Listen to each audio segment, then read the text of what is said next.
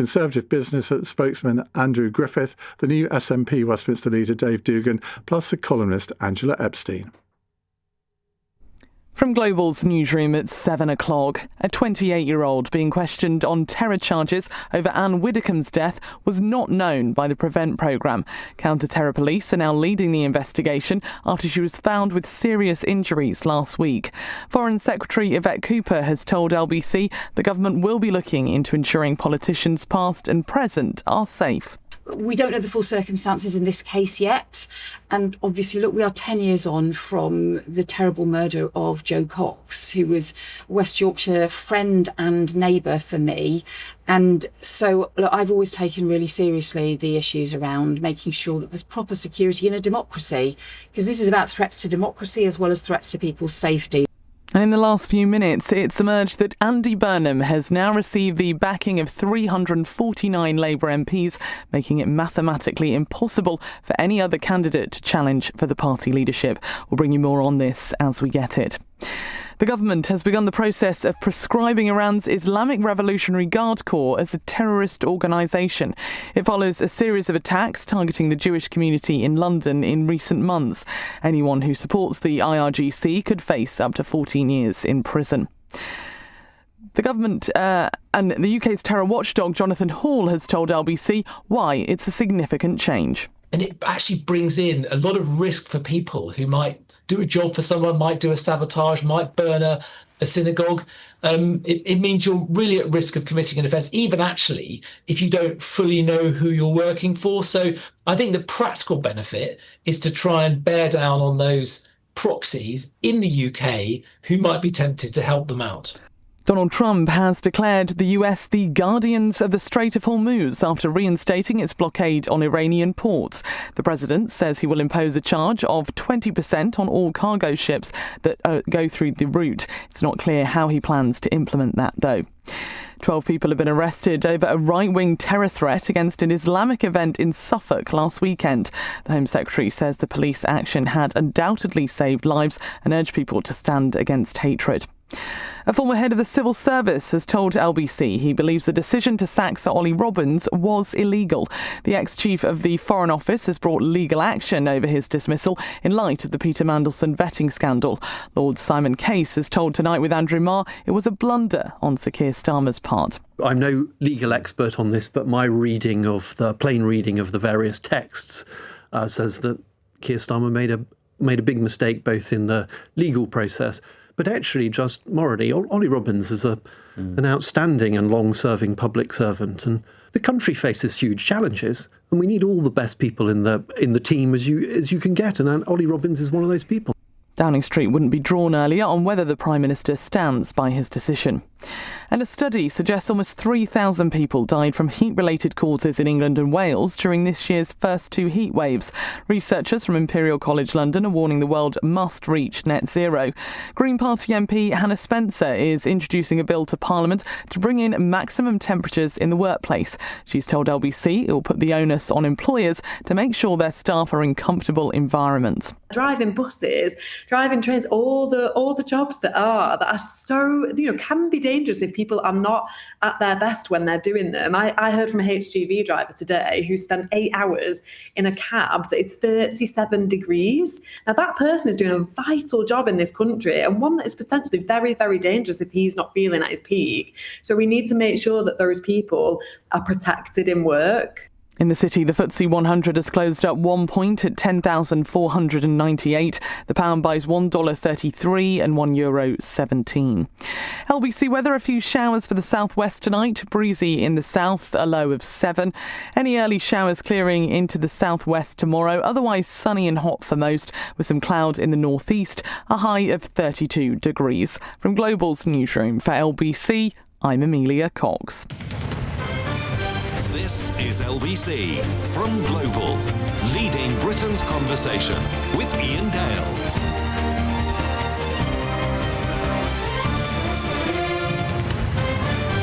Hello, a very good evening. It's 7:04 on LBC. I'm Iain Dale. Welcome to the programme, here with you until 10 as usual. Now, you may think that today we would be kicking off the programme talking about Anne Widdecombe's murder. We will be talking about that after 7:15, but because someone has been arrested, there are limitations on really how much we can do on that. So I thought it was probably not a good idea to do a phone-in. And in a sense, as many of you will have seen over the weekend, I've kind of said my piece on this. We did the whole programme on Saturday morning when I was sitting in for Matt Fry. Someone has texted it to say, why isn't it available on Catch Up? I have no idea, I'm afraid, but you can find it on the Whole Show podcast, wherever you get your podcasts from, if you want to listen back to that. And some really good guests, really good calls on Saturday. Now, I want to talk about the Falklands because, of course, we're all looking forward to the World Cup semi-final on Wednesday, for which I shall be presenting the show. So, luck of the draw, eh? But, of course, this has given the Argentinians the opportunity to make their claims to the Falkland Islands again. I'm not going to use the word that they call the Falkland Islands because the official name is the Falkland Islands. Now, Sir Keir Starmer has today hit out at claims by Argentina's foreign minister that Falklanders were artificially implanted and Britain should enter talks to hand over the islands. Well, let me assure Mr. Pablo Cuerno that that is not going to happen. We did not lose 255 British lives in 1982 just to hand over the Falklands a few decades later. In my view, and in most people's view, under international law as well, the Falkland Islands are British sovereign territory. There was a referendum a few years ago, I think in 2013, on the Falklands to see what the Falkland Islanders themselves thought about this. And 99.8% of them voted to remain under British sovereignty. Only 3 Falkland Islanders voted not to be. Quite why, I do not know. The fact is that Argentinians have never inhabited the Falkland Islands. So, yes, obviously the Falkland Islands are closer to the Argentinian coastline than to the British coastline. But, I mean, there are all sorts of territories around the world that different countries own. And I see no case whatsoever, unless the Falkland Islanders themselves voted to go to Argentina. I mean, why on earth would anything else happen? Do we not believe in the sovereignty of the people? It is for the people to decide who they wish to be ruled by. Bethany Dawson, the political correspondent, is with us. This comes up from time to time, and the World Cup has given them an excuse. And you had, I think, the Argentinian World Cup squad singing a song which included a line about the Falkland Islands. But I mean, it's not going to happen, is it? No, you could say that this is just once again some political football. Oh, very good. Argentina's foreign minister, as you said, ahead of Wednesday's semi-final, did say that the UK illegally occupies the islands and has called for negotiations over the archipelago's future. But as you say, the response from the UK government is sort of what we would expect. The Prime Minister rejected the statement, and of course not for the first time. Here is what he said in October 2024. My uncle nearly lost his life when his ship was torpedoed defending the Falklands. They are British, and they will remain British. And LBC's political editor Natasha Clark is in Brussels with Foreign Secretary Yvette Cooper, and she too just wants to focus on the football. UK's position remains the same. The Falklands are British and they have right to self-determination. That remains the position. Just some friendly football banter? Absolutely remains unchanged. I know there's a lot of focus suddenly on all of these things again because of the football match, but actually we should concentrate on the football match. That's what's important this week, and not get distracted about things that simply have not changed and are not going to change as well. So let's focus on the football. Let's not focus on the football because we don't really do that on LBC, do we? It would be. Please don't make me try and talk about football, Iain. Are you not going to watch it? Well, I'm going to. Well, I might get to join you on Wednesday. That is true. That is true. So it's actually up to you if I watch because we have football. A space left on cross question, which, as you can imagine, might be difficult to fill. So we'll bring in the reserves. No. Bring in the favourite on the bench. Exactly. Bethany, thank you. That's Bethany Dawson, LBC's political correspondent. Donald Lamont is former governor of the Falkland Islands and also served as Britain's ambassador to Venezuela. Mr. Lamont, thank you very much for joining us on the programme. Is this just the usual sabre rattling from Argentinian politicians? Because it always goes down well domestically, doesn't it? It does. I should say at the beginning, as a Scot, my interest in the World Cup has rather diminished recently, but so I'm glad we won't be pursuing that. But yes, the issue is always there, and it's embedded in the Argentine psyche to an extent that it isn't kind of in the British psyche.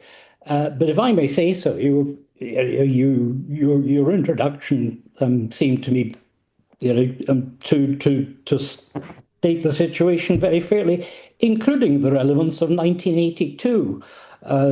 Foreign Secretary soon after that era said wars change things, and changed them adversely for Argentina, if you will, in that case.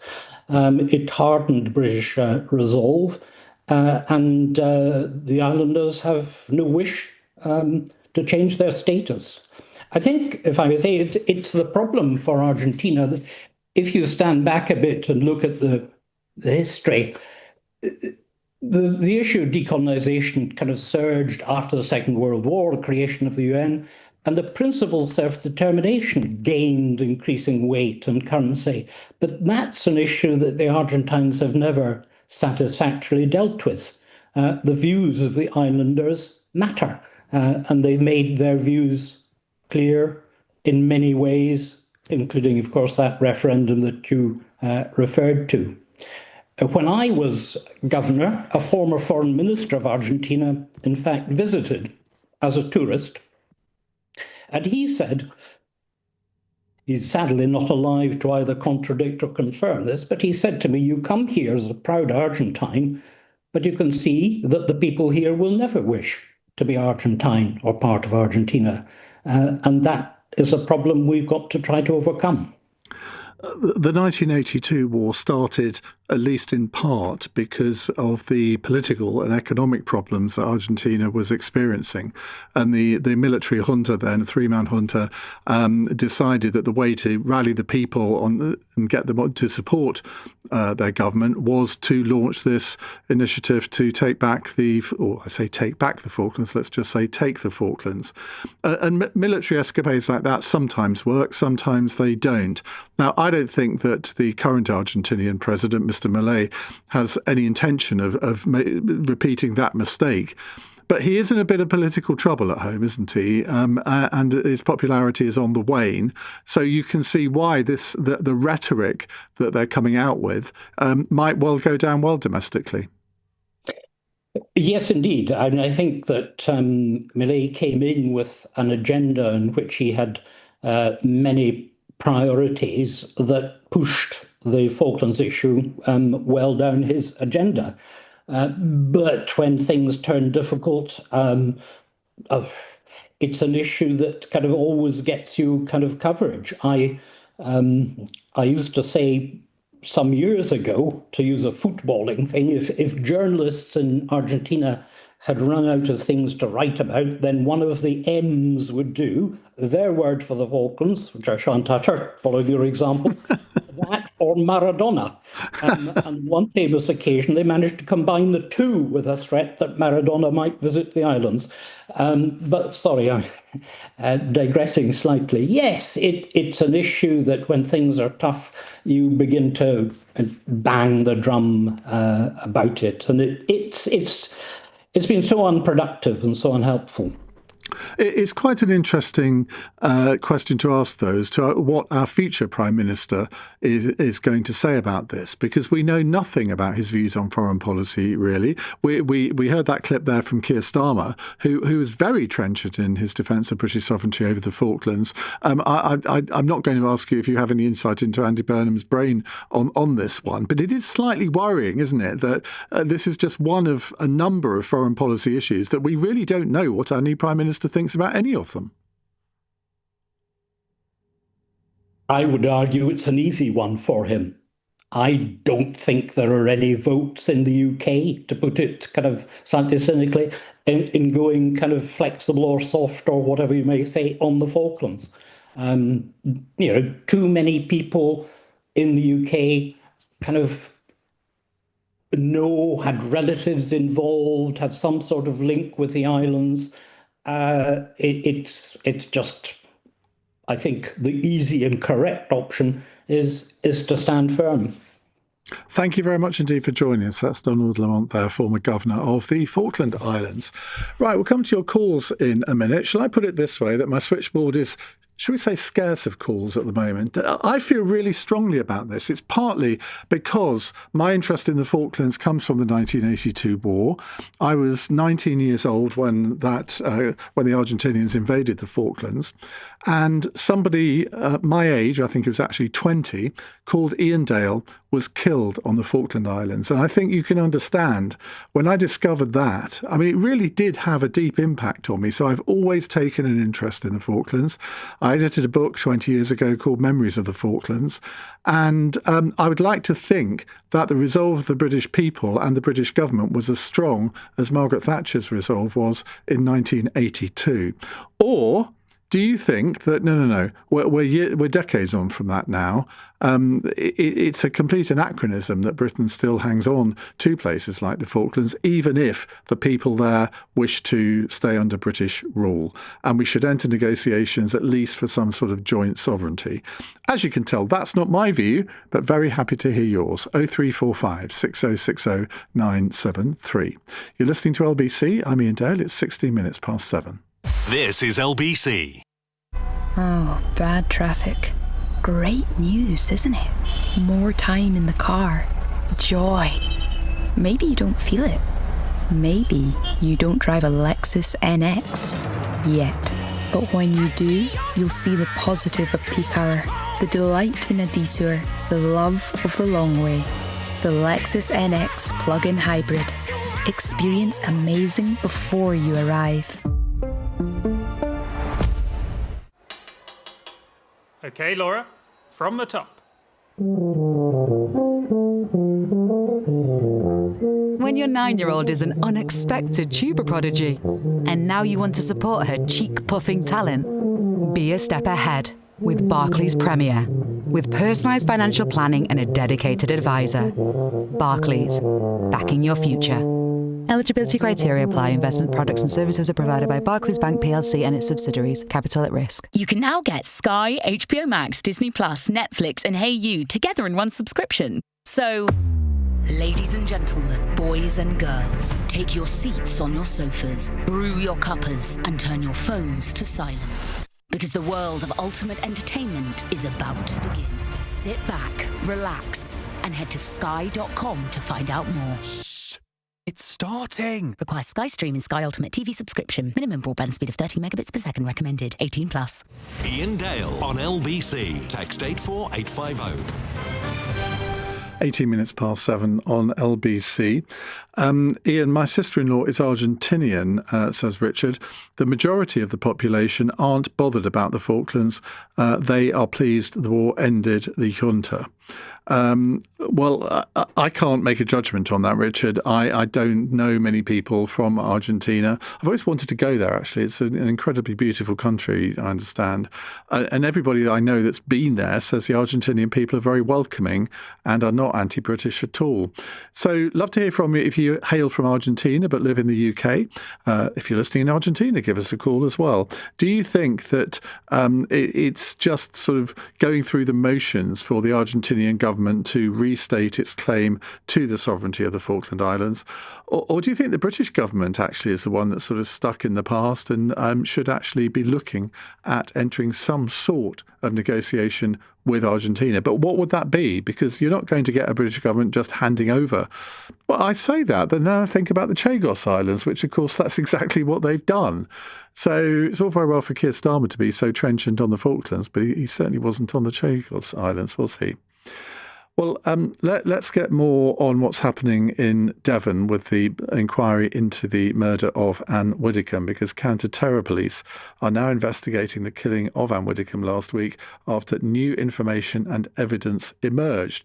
But the Home Secretary has said that the suspect was not known to the Prevent Anti-Terror programme, but the counter-terror police have been brought in to take over the case. So what are we to make of that?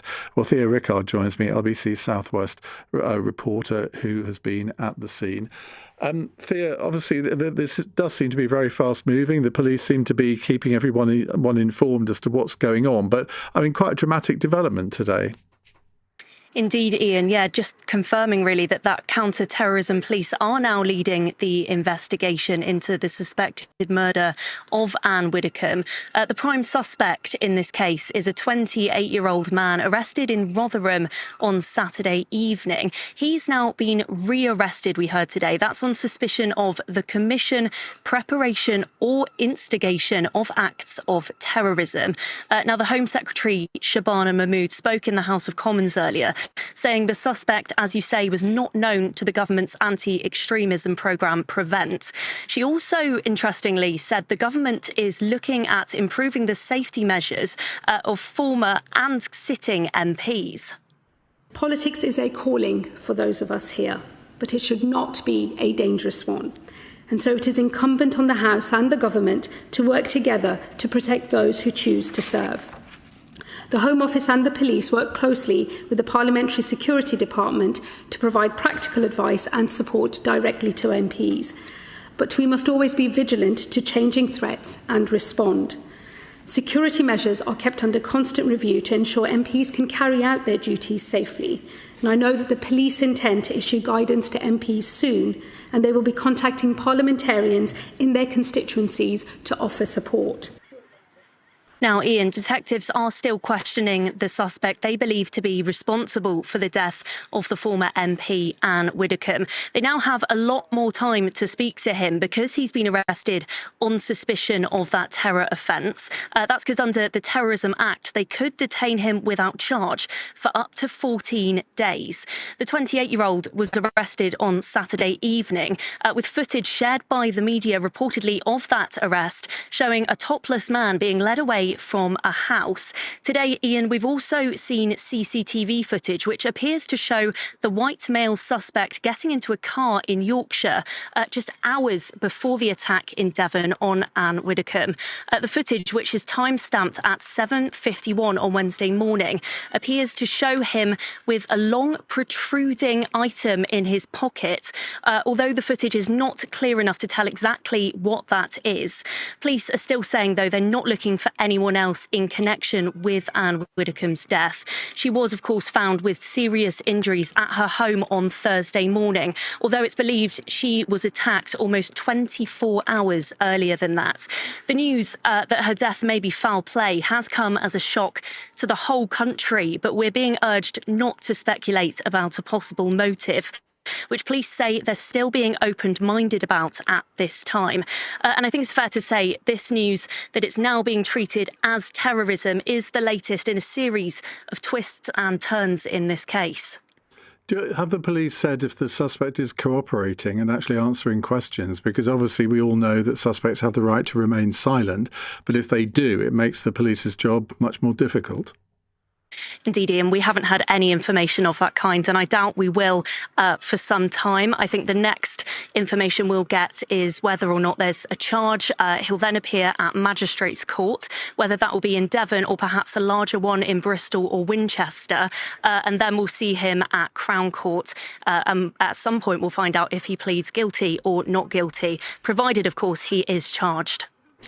Thank you very much indeed for joining us, Thea. You've had quite a weekend of it down there. I think everybody who knows Anne Widdecombe, who's a member of her family, has found it an incredibly difficult time.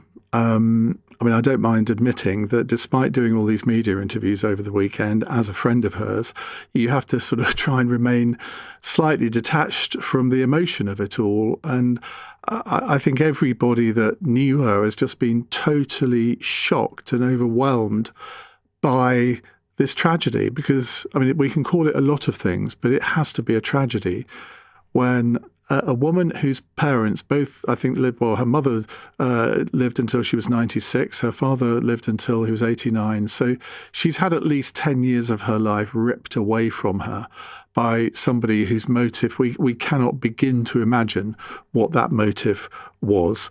Some of you may know, some of you may subscribe to it. I do a weekly Sunday newsletter on my Substack. And I wrote a letter to, I mean, this sounds crass the way I'm saying it, but I wrote a letter to Anne as part of this newsletter yesterday, which you can find on my website at iaindale.com. And I tried to sort of sum up the emotions that I felt over the last 2 or 3 days. And I hope I've conveyed, I think, the emotions of many of her friends and family.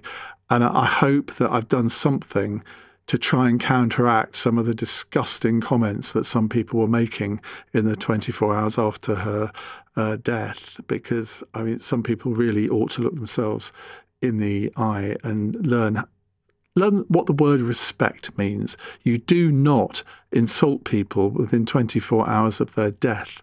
Even if you disagree with them violently on all sorts of issues, you should surely maintain a degree of decorum. But then, of course, we all know social media isn't very good at that, is it? Right. Enough of me. Let's go back to the subject that we're talking about, the future of the Falkland Islands. The Argentinians have renewed their claim to the Falkland Islands. What should the British government say or do? Keir Starmer has been very trenchant, so has Yvette Cooper. Will that be the same with Andy Burnham? We can't possibly know that, can we? Let's go to Sean, who is in Brighton, who served in the Falklands. Well, Sean, thank you for being our first caller on this, and thank you for what you did all those years ago. Evening, Neil. Yeah, sorry, Ian. I was down in the Falklands for the 20th anniversary of the liberation in 2002, actually. But, I mean, in answer to your question, what should Britain do? Well, Britain shouldn't do anything. We've said all we need to say. It's got nothing to do with the Argentine people. It's got nothing to do with the Argentine government. It's certainly got nothing to do with the blinking Argentine football team. It has but to do with one group of people. They're called the Falkland Islanders, or Kelpers is the other name they go under. And if you look on the Falkland Islands flag, you'll see a motto, and it's called Desire the Right. And the right they desired quite a while ago was to remain British. And I think it's their answer, isn't it? It's not anybody else's. No, and nor should it be anybody else's. I mean, if Argentina had populated the Falklands I think Argentina was formed, what was it 1816, something like that. And in 1833, the British returned to the Falkland Islands.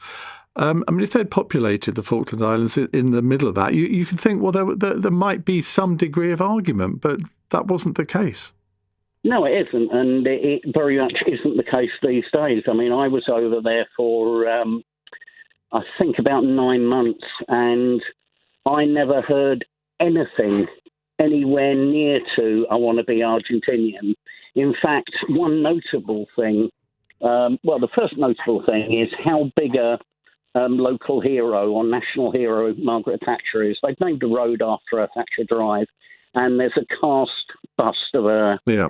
In the middle of Stanley, which used to be called Port Stanley. One of my proudest moments, Sean, was when I wrote a short biography of Margaret Thatcher last year, and someone took the book and put it on that bust in Port Stanley and sent me the picture of it. Well, I'll tell you what, it is powerful. If you haven't ever been to the Falklands, Ian, I would advise that you go down there. Make sure you go to the two cemeteries, the Argentine and the British. Yep. Cemetery. Note how young the poor lads that the Argentines sent over were. Note how young they were. Some of them were 17, 18 years old.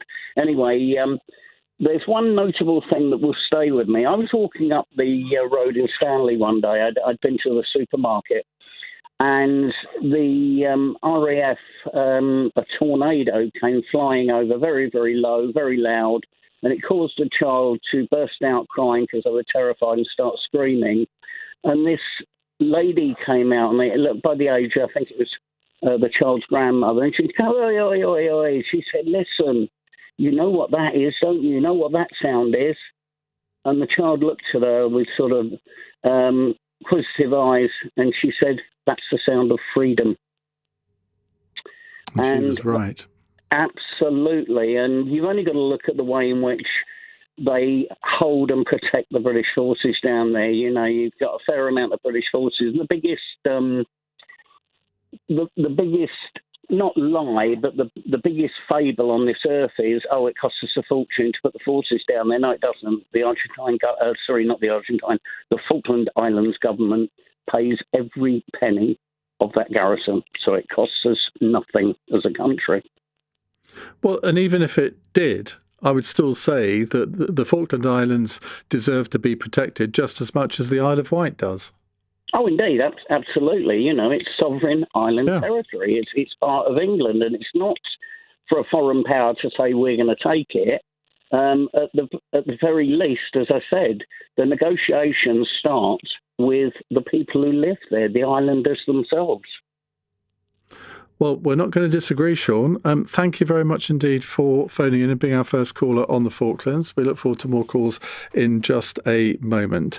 It's 7:30 on LBC. Let's get the news headlines from Amelia Cox. Andy Burnham has now received the backing of 349 Labour MPs in the party's leadership race. That makes it mathematically impossible for any other MP to challenge him, putting him on track to become the next Prime Minister by next week. The man rearrested on suspicion of terror charges following the death of Anne Widdecombe was not known to the Prevent programme. Home Secretary Shabana Mahmood has been updating MPs after counter-terror police took over inquiries.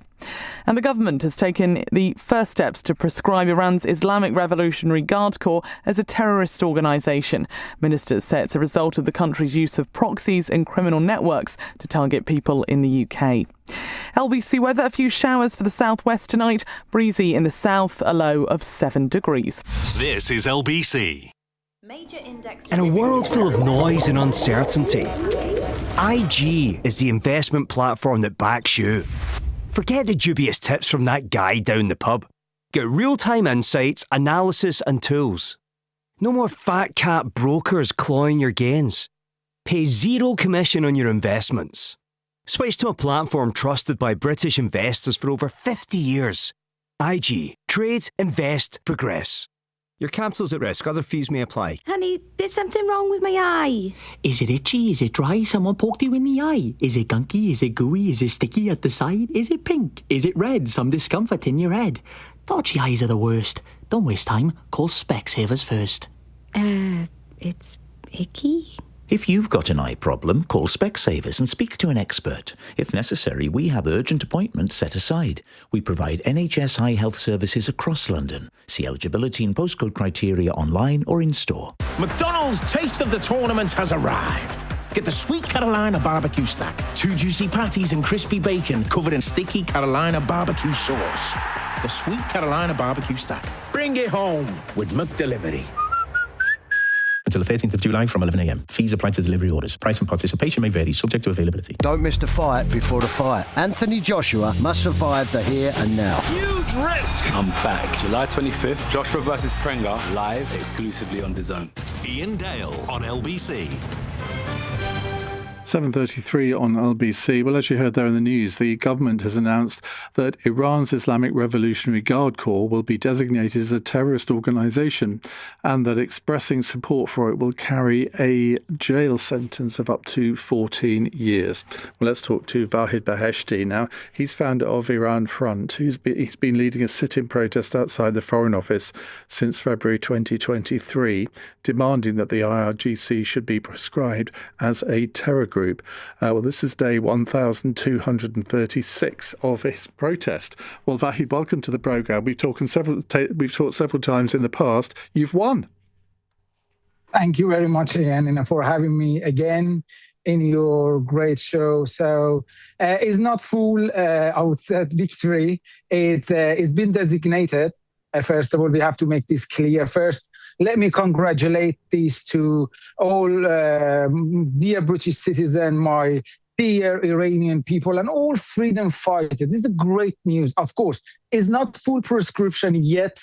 We got 2 more steps, I think, but this is great news. Designation IRGC as a terrorist organization. Of course, Wednesday and Thursday, we got work in the parliament, but we are here. This is a great message, I think, from our government, finally, after all these years, to this evil regime, because that's the only language that they understand. That the language of force. They always thought, especially in past 4 or 5 years, we have a weak government with no strength, with no leadership. But I think I am really happy. I'm really happy. I really admire them for this step. Of course, it's not full prescription, regardless of the message of legal and security and legal messages is God. It carries. This is very important, Iain, what I'm going to say. I don't think anyone covered this. This carries a very obvious and significant political message to Iranian regime, which is, what is this message? That the United Kingdom finally concluded that this evil regime, the Iranian regime, is neither reformable nor reliable partner. That's why I think our government took this step, because they understand, maybe after the decision of our government, Iranian regime I don't think so, I doubt it. But this was the argument of our government, David Cameron before that. They might shut down the embassy. But so what? What we can do with our embassy in Iran with this regime, which now I think all international community at least reached to this point. This regime is neither reformable nor reliable partner for any of them. But why has it taken so long? Because you have been campaigning for this for many years. There are various politicians in all parties in the House of Commons that have been campaigning for this. But the Conservatives always sort of gave the impression that they were looking at doing it, but never did. Keir Starmer has now done it after 2 years. I think the excuse was, well, we can't do it because it's a state organisation, which always seemed to me a bit of a flimsy excuse. Totally agree. What's your explanation for that?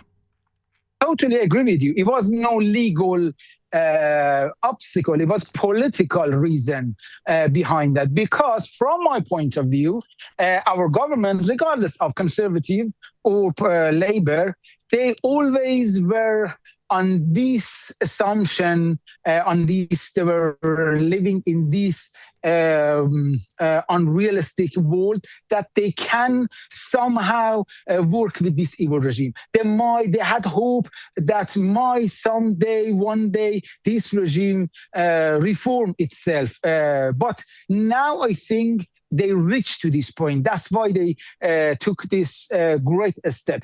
They thought they can work with this regime. But after all this, look at the situation and in the region. President Trump and Israel and all these Arab countries around Persian Gulf, they thought they can come to kind of negotiation agreement, MOU, with this regime. But what happens? They reached to this conclusion, which we have been trying so hard for 30 years to communicate with them.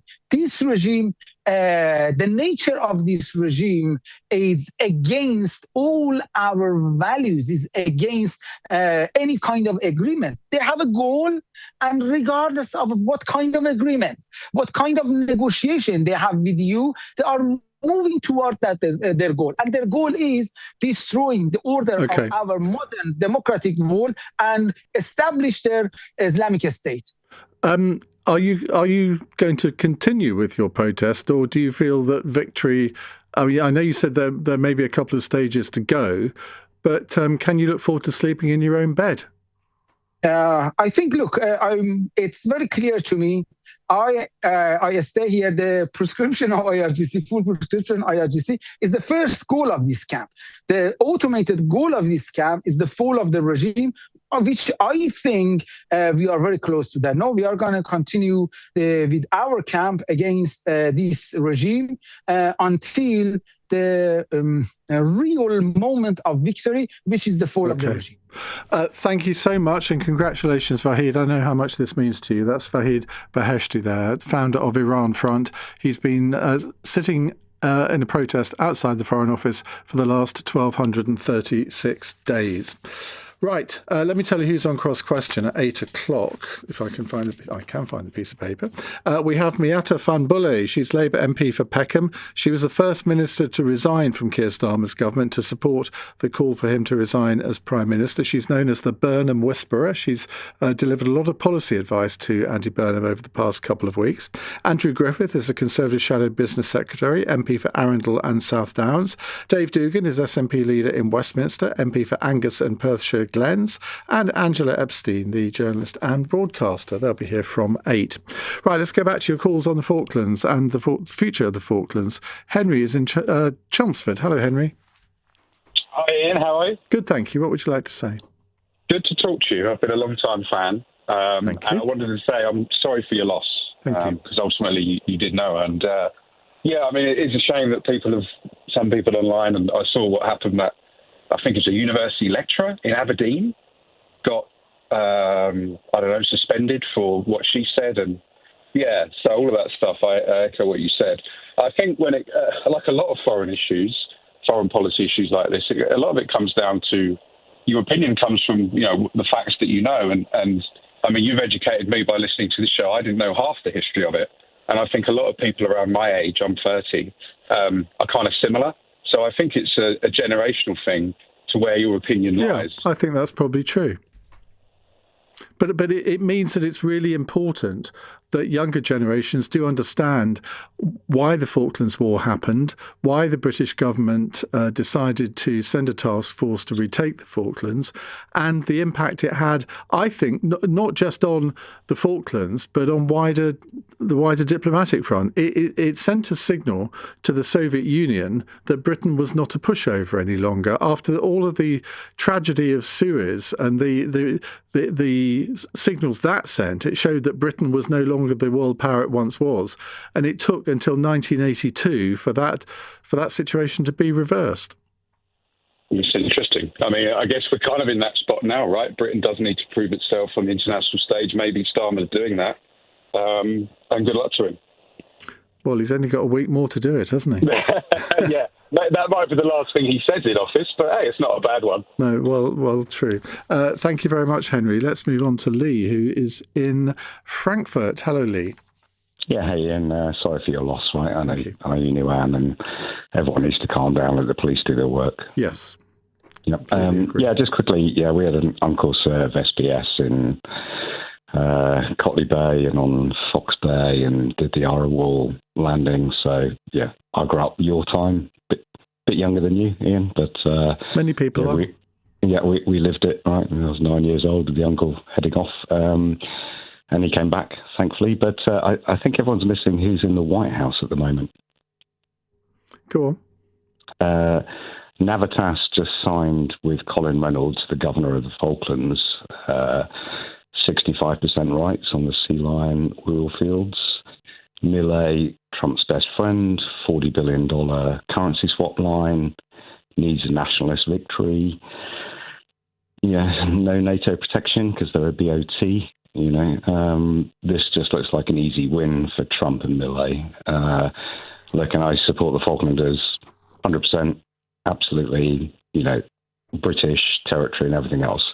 But what on earth is the UK going to do if the US and Argentina kind of link up and say those oil revenues, which is, they're probably worth £300 million a year in tax revenues for the islanders, 50,000 barrels a day within 4 years. Yeah, that just looks like Venezuela 2.0. Well, I hope. I mean, I hear what you say. Clearly, you've got your suspicions, but I don't think Javier Milei is another General Galtieri. I genuinely don't. I think we've gone beyond that. I remember on the day the Falklands were invaded, I was actually in Germany, not far from you in Frankfurt, in a town called Bad Wildungen. And the family I was staying with, do you? All right, it's a lovely place. The family I was staying with, I remember my friend's father, Heinz Weber, he said to me, this will all be settled by diplomacy, but we don't have wars over territories any longer. And he was a veteran of the Second World War. And I said, well, you may be right, but you don't know Margaret Thatcher the way I do. And a lot of Germans in Argentina, Ian. well, let's not go there. And of course, I think it's more about economic pressure or diplomatic pressure or something else. This isn't military. This isn't war. You got 3,000 islanders. Their governor, Colin Reynolds, just sold the licenses to an Israeli company with a UK company behind it. I don't know. It just looks like that's a lot of oil revenue, right? Yeah. I don't know. Does Milei just think this is an easy nationalist win, and Trump on a weird day says, we'll back you?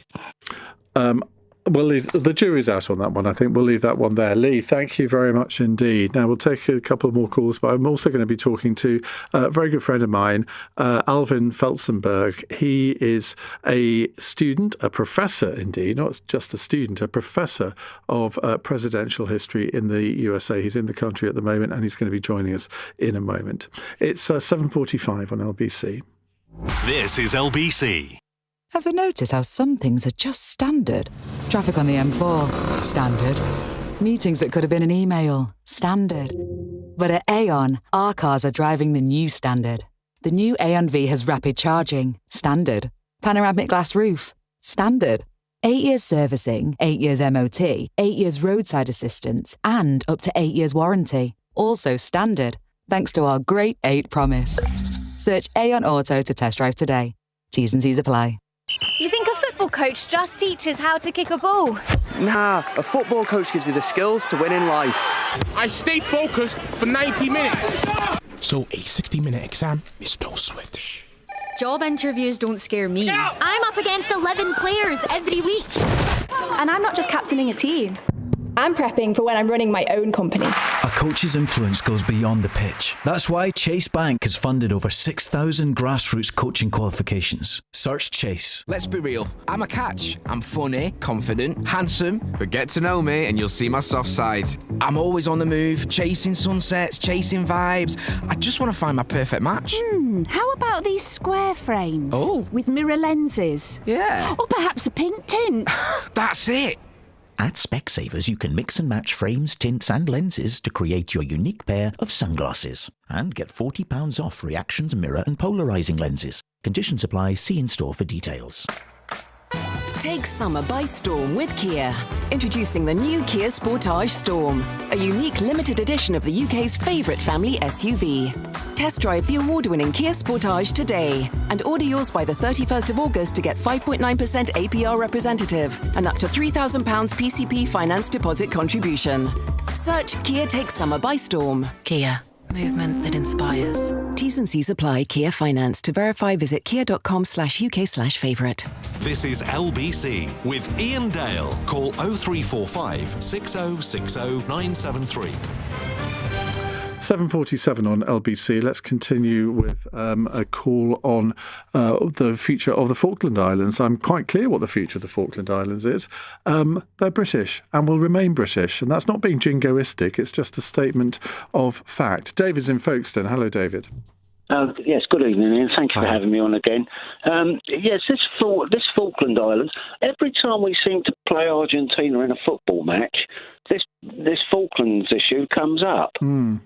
Comes up every time. In 86, and I think it was 98 or 2002, when we played Argentina, the Falklands was raised again, and now it's coming up again. Well, which you can understand in a way, can't you? Because to some people in Argentina, this is the number one issue. I'm not suggesting the whole population thinks that, and we have to show a little bit of understanding for that, I think. Yeah, but it's ours. It's British. And that's it. I know that. You know that. Let's hope Mr. Milei realises that. Well, he should do it. I don't think they'll ever attack it again, because I think they'll be fools to do that. And by the way, nobody ever mentioned about South Georgia Island. In what way? Well, that's British too. The Argentinians took that, I think, in 1982. They did, but that is part of the Falklands administration. Yeah, but have you noticed though, Ian, even when we play them at rugby, Falklands doesn't come up. It only seems to come up in a football match. I don't follow rugby, so I haven't noticed that. We play Argentina a few times, but nobody ever says, "Oh, what about the Falklands?" No, it's a good point. It's only in a football match. It's a good point, David. Thank you very much indeed. Chris is in Richmond now. Chris, you have an interesting perspective on this, don't you? Because you're married to an Argentinian. Correct. Yeah. So look, I'm 100% with you, and I would get shot for saying it, but yeah, I still think they're British, and I think we did absolutely the right thing defending them in 1982. They will want them, for the next 100 years. We're not going to give them away. It's not going to happen. Ironically, perhaps we were about to, before in the early 1980s, as the history books would say. But I personally think it's an emotional thing. But I always find that people get so excited about it just when the football's about to start.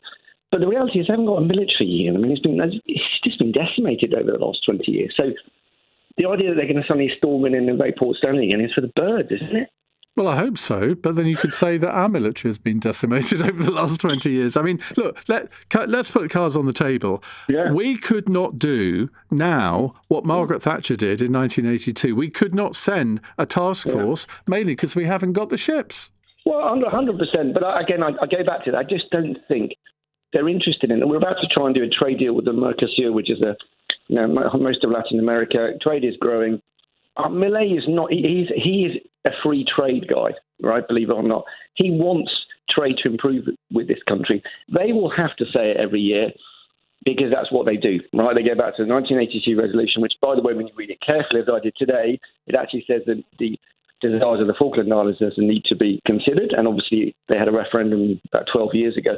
But one point I did want to make, I remember living there in 2012, and I do remember being quite angry when they had the Argentinian Olympic team preparing for London 2012, and they went there and did press-ups on one of the war memorials, which I found absolutely, utterly disrespectful. Mm. Now, I know you emailed me over the weekend and said your wife is in Argentina at the moment with your two girls. Yeah. I mean, obviously, I completely understand that she'll support Argentina in the football, but what do your daughters do?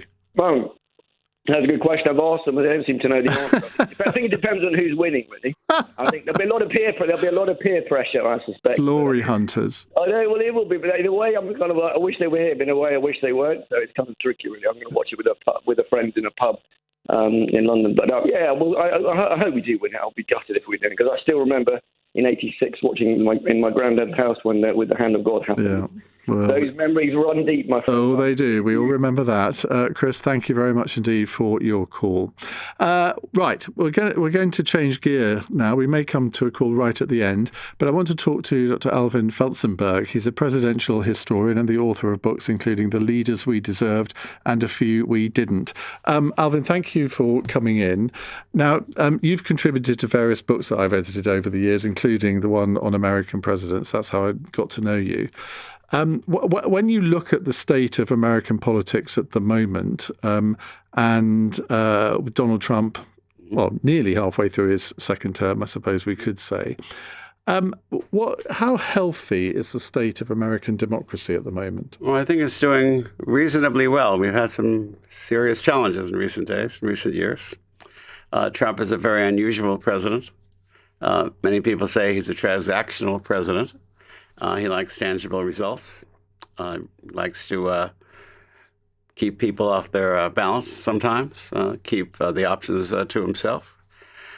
Supreme Court has been sustaining him on many of the policies that strengthen the presidency, but they've also held him back a few times. They held him back on the big one that has come up about citizenship. At birthright guarantee of citizenship. He's unhappy about that. Made it a signature issue. We'll see if he accepts the decision. He's now talking about a constitutional amendment to amend language.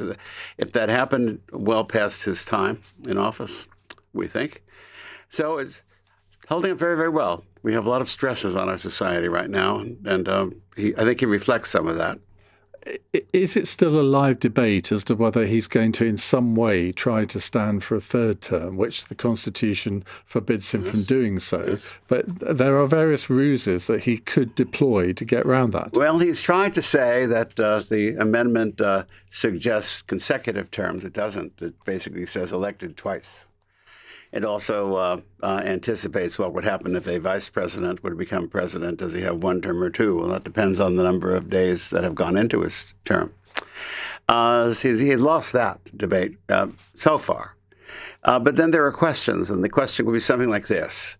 How can you say that democracy is healthy in the United States when the only person that people can't vote for as many times as they wish, the President of the United States, Constitution notwithstanding? So why don't we test this? Why don't we make this an issue in my next campaign? Do you believe that the 22nd Amendment should be changed? I don't think you can say ignored.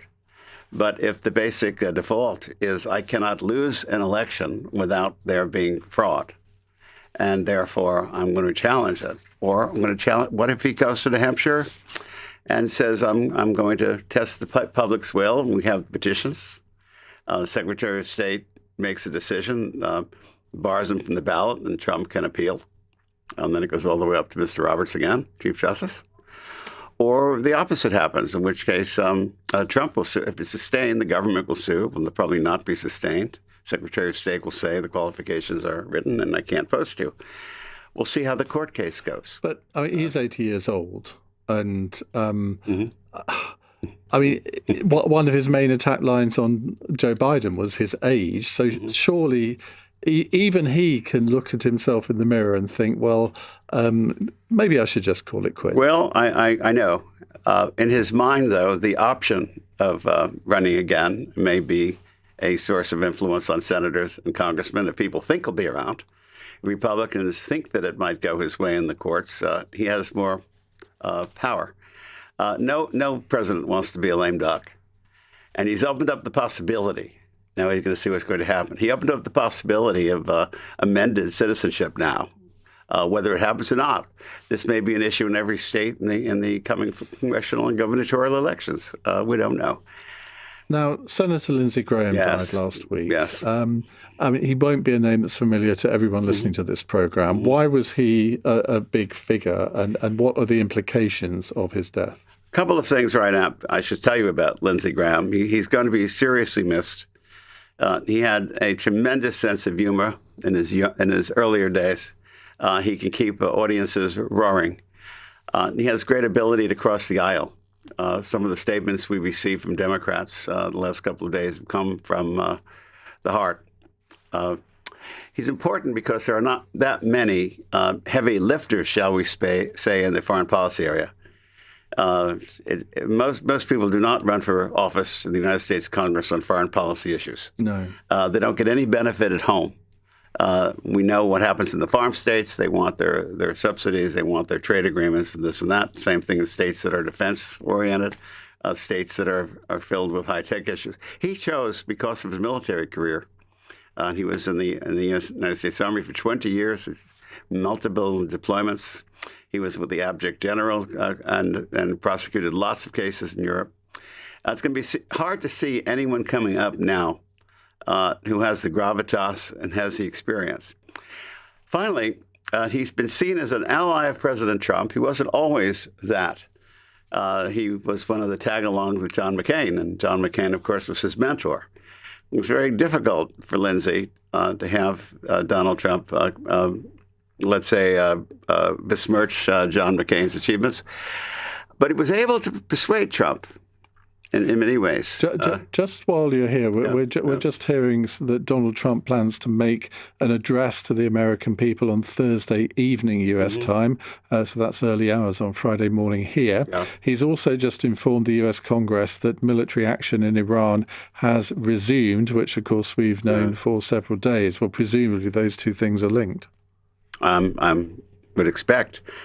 I heard a news bulletin on the way over here that he was now declaring the Strait of Hormuz an American, what can I say, American sovereign, not a sovereign province, but the United States is now in control of the port, Strait of Hormuz. Well, it clearly isn't. Well, he says it is.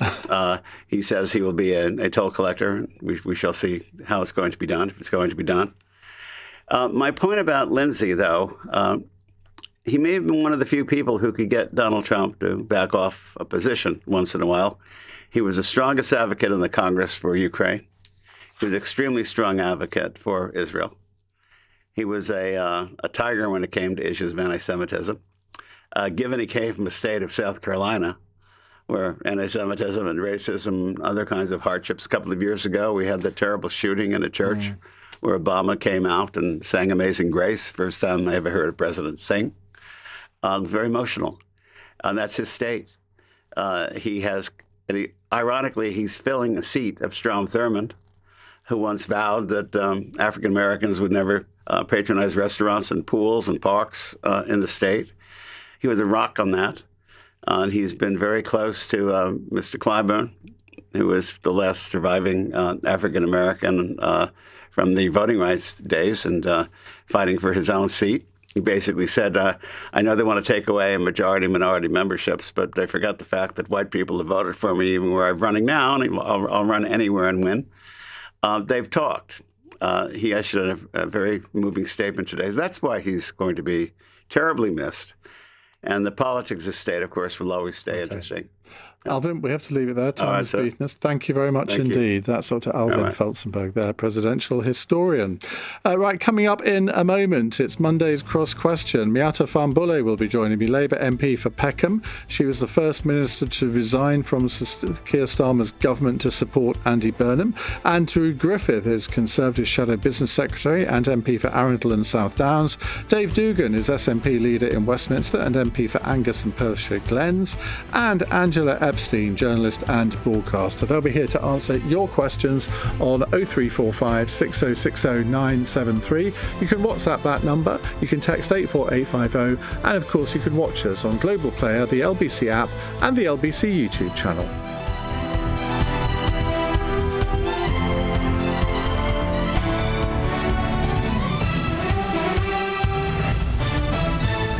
On your radio, on the LBC app, and Play LBC. Leading Britain's conversation.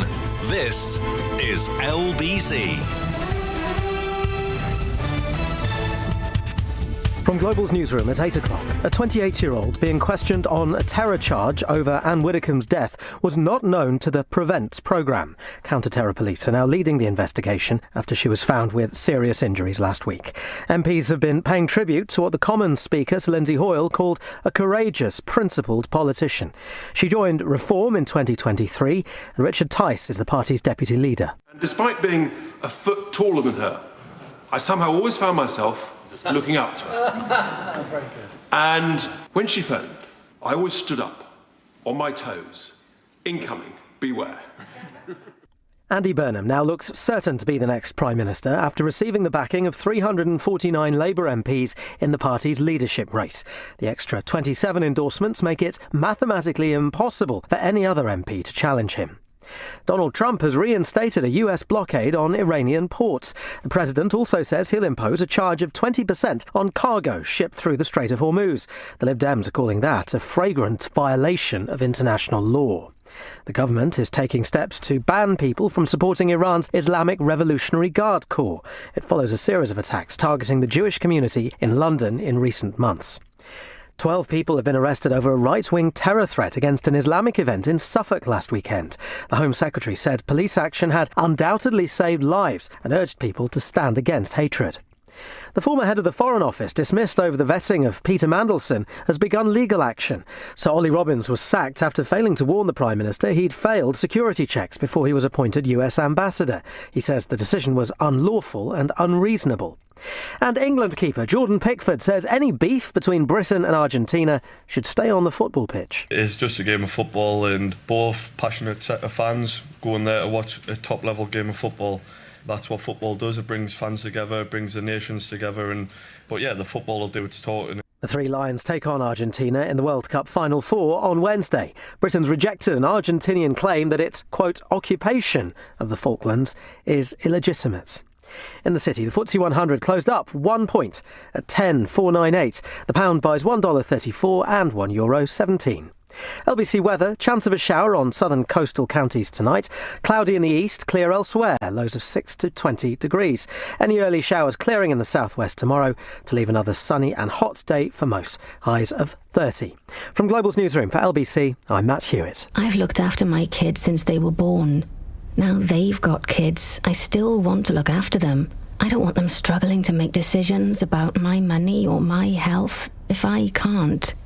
So we made a lasting power of attorney. Now, if I can't speak for myself, they'll speak for me. It's a weight off for all of us, isn't it? Yes, Mum. Lasting power of attorney.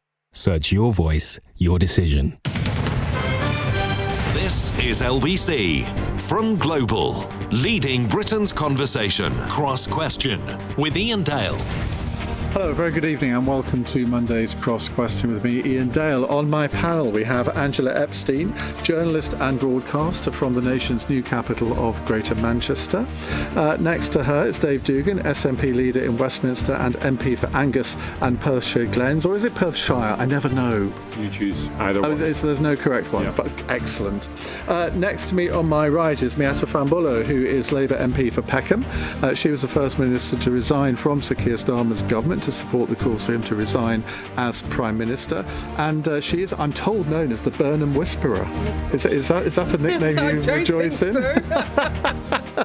And next to her is the Chemie Whisperer, Andrew Griffith, Conservative Shadow Business Secretary and MP for Arundel and South Downs.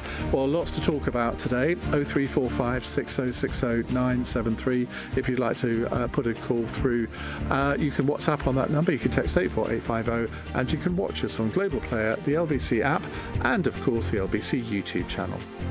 Call 0345 6060 973. Text 84850. Cross Question. Watch live on our free Global Player app or the LBC app. 6 minutes past 8. Right, let's take a text question from Christine in Horsham. What needs to be done to make politicians genuinely safe from harm? Well, Angela, let's start with you because you're the only non-politician on the panel. A lot of conclusions are being drawn after the terrible events of the last few days. What's your view? Well, first of all, I'd say whatever political complexion, I admire anybody who takes on a life of public service. I couldn't do it. But recognising that any sort of form of public service requires access to the public. So I think there has to be a balance between that accessibility. You want your MP to be somebody that you can connect with, be it through their surgeries, but through their attendance of local events, and the fact that because they represent a political party, they are unfortunately, because of some heinous people that exist in this country or elsewhere, could potentially be target practice.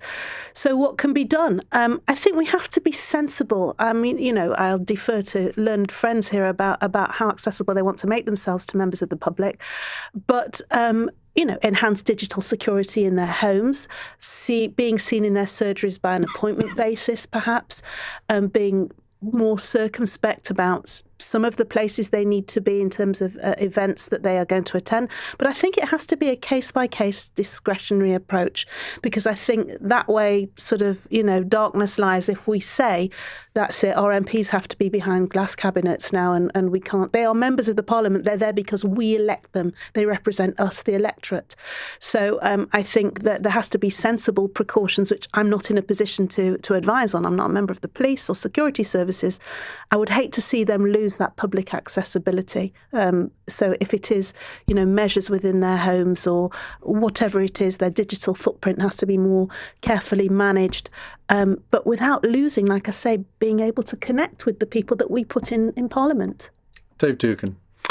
So I think one of the things we could do is we could stop othering MPs and other Parliament and other elected representatives. We are drawn from our community. I'm an engineer off the shop floor in Parliament, and I think it's really important that people understand the vast majority of us It's a feature of increasingly, given the last election of the UK Parliament, that people are drawn from their communities, and they're quite ordinary people, many of us. And so this othering that many elements of the media put forward, I had a journalist say to me recently, it must be really hard doing a job where everybody hates you. So we could stop with that. Well, the journalist should know. Well, indeed, yeah. Not that I would advance that argument, but first of all, that's not helpful, and neither is it true. My constituents don't hate me. My constituents are hugely grateful that I take time to understand what they're doing, and there's nothing special about me. Every MP that's doing their job properly will find that as well. They're very pleased to get to meet you. They're very pleased that you understand the problem that they've got, and they're very grateful. Even if you don't get quite the response or the outcome that they're looking for, they're very grateful. So one of the things that's really frustrating, I find personally anyway, as an MP, is the collective term MP. MPs today voted this way. MPs today said that. On no day do MPs all speak with one voice. That's the actual point of it all. But in terms of safety, it's a compromise. I don't think you'll ever take away all the dangers that people face. We should minimise them. Part of that is diffusing some of the anger that's in society just now. Part of that would be addressing the gross inequality that's in society just now. And I think, moving forward, we have to allow people to air their voice in a way that they wouldn't otherwise do on social media. Social media is a catalyst, and it calorifies debate. It makes debate have a heat that it doesn't necessarily need, and it certainly doesn't generate any light. And what we've seen over the last couple of years is things that people would say on social media they're now saying in real life. And I say that as a sort of 50-something-year-old white male MP, and these features are important because the abuse that women get in Parliament is nothing like what I get, let alone people who come from an ethnic minority. It's a completely different world. I wouldn't recognise it one bit. And we need to get on top of that too. When were you first elected? 19. Do you feel less safe now as a politician than you did in 2019? Well, since I got elected in 2019, David Amos was murdered at surgery. So I would say the honest answer to that is yes. Miata. Yeah, look, I think, first of all, I think we're all reeling as, more information about Anne's death comes out. And it is a time where, I'm a relatively new MP, I'm 2 years in, and you don't feel safe. The first time you walk through the door, you have pretty intense security briefing that kind of brings home just how vulnerable you are. And credit, actually, to the parliamentary authorities and the security authorities. I mean, they have been absolutely brilliant, certainly in my journey, at every step of the way. Your access, if you feel under threat, is brilliant. Their response is brilliant. So they are doing their best. But we are now in a world where there's just a huge amount of anger, and people think that elected representatives are fair game. And I think that's really, really dangerous. I think it's really important that members of Parliament, councillors are accessible. We are of the community, and I would never stop going into any part of my community, whether it's my estates, whether it's my street properties, because that is what we're there to. And if you can't be there, if you can't connect, if people feel they can't come up to you and tell you this is what's wrong or worrying them, and you respond, we are not doing the job. So, you've got to do that with your eyes wide open, but I think it is just a fundamental part of what we are there to do. But what I would love to see is just the discourse around politics changing. It is too angry, it is too divisive, it's too polarising, and we should be able to have debates and disagree, of course, and people should have opinions, but you do it with a level of respect. You do it with a level of understanding and empathy for others, and that's the bit that we need to change. I think it's incumbent on all of us, quite frankly, in public life to do that. It's incumbent on the media, it's incumbent on every single politician to do that, but we've got to shift it. That's an interesting point, because Andy Burnham has made comments to that effect, saying he wants to do politics differently. I think the acid test is going to be PMQs, because I think a lot of I think David Cameron came in intending to do it differently, but that didn't last long. Yeah, and look, and I really hope he does. I hope he also shakes it up and shakes up the format, because I just think it's painful for all of us who are in the chamber to watch, let alone the public watching it. It doesn't generate debate. It's far too much point scoring. It's actually got quite toxic and nasty. And I'm hoping he will come in and have a different tenure and tone and approach it differently. I hope he shakes it up as well, so that we can get to a space where we're having civilised debate. You know, he is being scrutinised, which he must do. That's the job of Parliament. But we're not doing the point scoring. We're not doing the sort of, you know, crass, nasty comment and just lowering the tone in the debate of politics. Let's see how long it takes him to utter the phrase 14 wasted years. Well, you know, we all love the 14 years. It's also true. It's a statement of fact. Now, Andrew Griffith, your constituency of Arundel and South Downs it probably couldn't be more different to Miata's in Peckham. What are the safety challenges that you face, if any? Well, look, the first thing is obviously we're talking about Anne Widdecombe, and I think we're all being very responsible, not speculating. That was what the police have asked to do, but that's obviously something that's in the front of our minds. And thank you for your tribute to Anne. I heard the other day. I think the House of Commons authorities deserve a lot of credit, actually. I've been an MP for 6 years. In that period, they've really upped it in terms of the support. So I'm a bit confused when people say there isn't any support or security. It is there. It is available. I'm often reluctant to take that, but there's no question that you know it's there if you feel that there's a need for that. You know, I mean, I and my team are effectively lone workers. We're in a big rural constituency, very far. I mean, this is not just ourselves, though. Remember, this is emergency workers, this is councillors, this is people who are performing public services. I mean, you know, sad to say, no one is particularly safe or as safe as they could be. So we shouldn't just try and just apply this just to members of Parliament. It's people who are putting themselves in positions of public service. I'm very loath. I mean, I hate it, to be quite honest. I have to be honest, when the Mayor of London, where we have a 24/7, you know, fairly good public transport network, is going around in an armoured Range Rover. I do think there's a bit about you shouldn't do the job if you're not willing to put yourself out there. That's absolutely fundamental. We've all said it, that you've got to be able to walk down the high street in the estates. People will stop you and say, this is what I really care about. And so I'm almost, you know, vehemently resisting this idea that somehow the security should be even more beefed up. But it is there, and like others, to be fair, you've got to find a way of doing politics post social media. He will be getting huge amounts of abuse, partly because of his religion, and I imagine that he's advised by his security not to do the things that Miata loves doing in her constituency because of his profile. And they would say, look, you are putting yourself in unnecessary I think there's danger. a million miles of difference, and we shouldn't go too much into a wormhole. I was just giving an example because Londoners do see that all of the time. You know, you can be very secure in plain sight if nobody knows what your movements are and you hop on the tube at Westminster, and if you need someone to escort you, but you're still out there. It's not a great look, and I think there's too many people that somehow think, you know, it's just one more armoured Range Rover and it's all fine, and we just keep building these walls. The walls around Parliament, you said what's changed since David and I got here. There's a horrific 10-foot fence. 10-foot fence. Like, you know, we're still walking outside that fence. Right? We're walking from, you know, your studio is not far away, but we're still putting ourselves outside that fence. I don't think there are any fences that you can build that are big and strong enough that will actually protect people if somebody really wants to do us harm. But conversely, it's horribly alienating. That fence is horribly alienating. I just have to do a shout out to Sadiq, who has come to my patch loads, and he's come into my estates. He's knocked on doors. People love him. They'll take selfie with him. They'll have conversations. So yes, there's a huge security risk. I mean, the stuff that he gets, and I know this because if you ever retweet at Sadiq Khan, the vile, disgusting, racist, Islamophobic bile you get is incredible, like nothing I've ever seen. Can I ask you a personal question?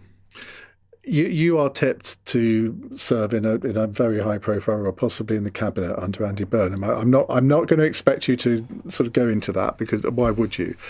But there must be part of you that thinks, well, if I get to the cabinet, my profile is going to mean that I'm in the political firing line. Does it make you anxious for your own safety, the safety of your family? Do you even think about that? Yeah, I mean, look, so if, when I talk to my colleagues, and, you made the point about women and women from ethnic minorities and the level of abuse that we are already getting.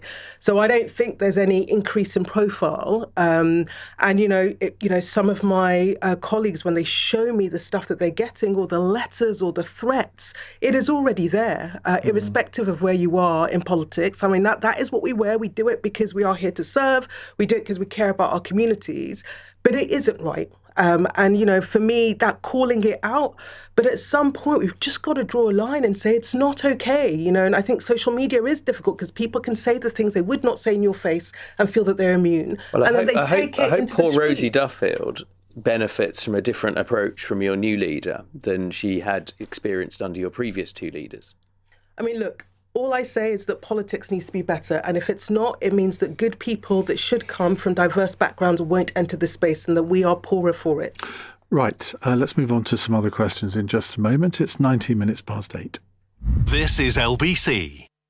Want a simple way to earn a fixed monthly income? At ULEZ Prosperity, you buy a ULEZ compliant vehicle from us, rent it back to us for a fixed monthly income, and at the end of the term, we buy it back from you at a fixed agreed price. We manage the vehicle, driver and operations. You simply receive the monthly income. Buy, rent, sell. It's that simple. Get conditions at ulezprosperity.com. Earn a steady monthly income at ulezprosperity.com.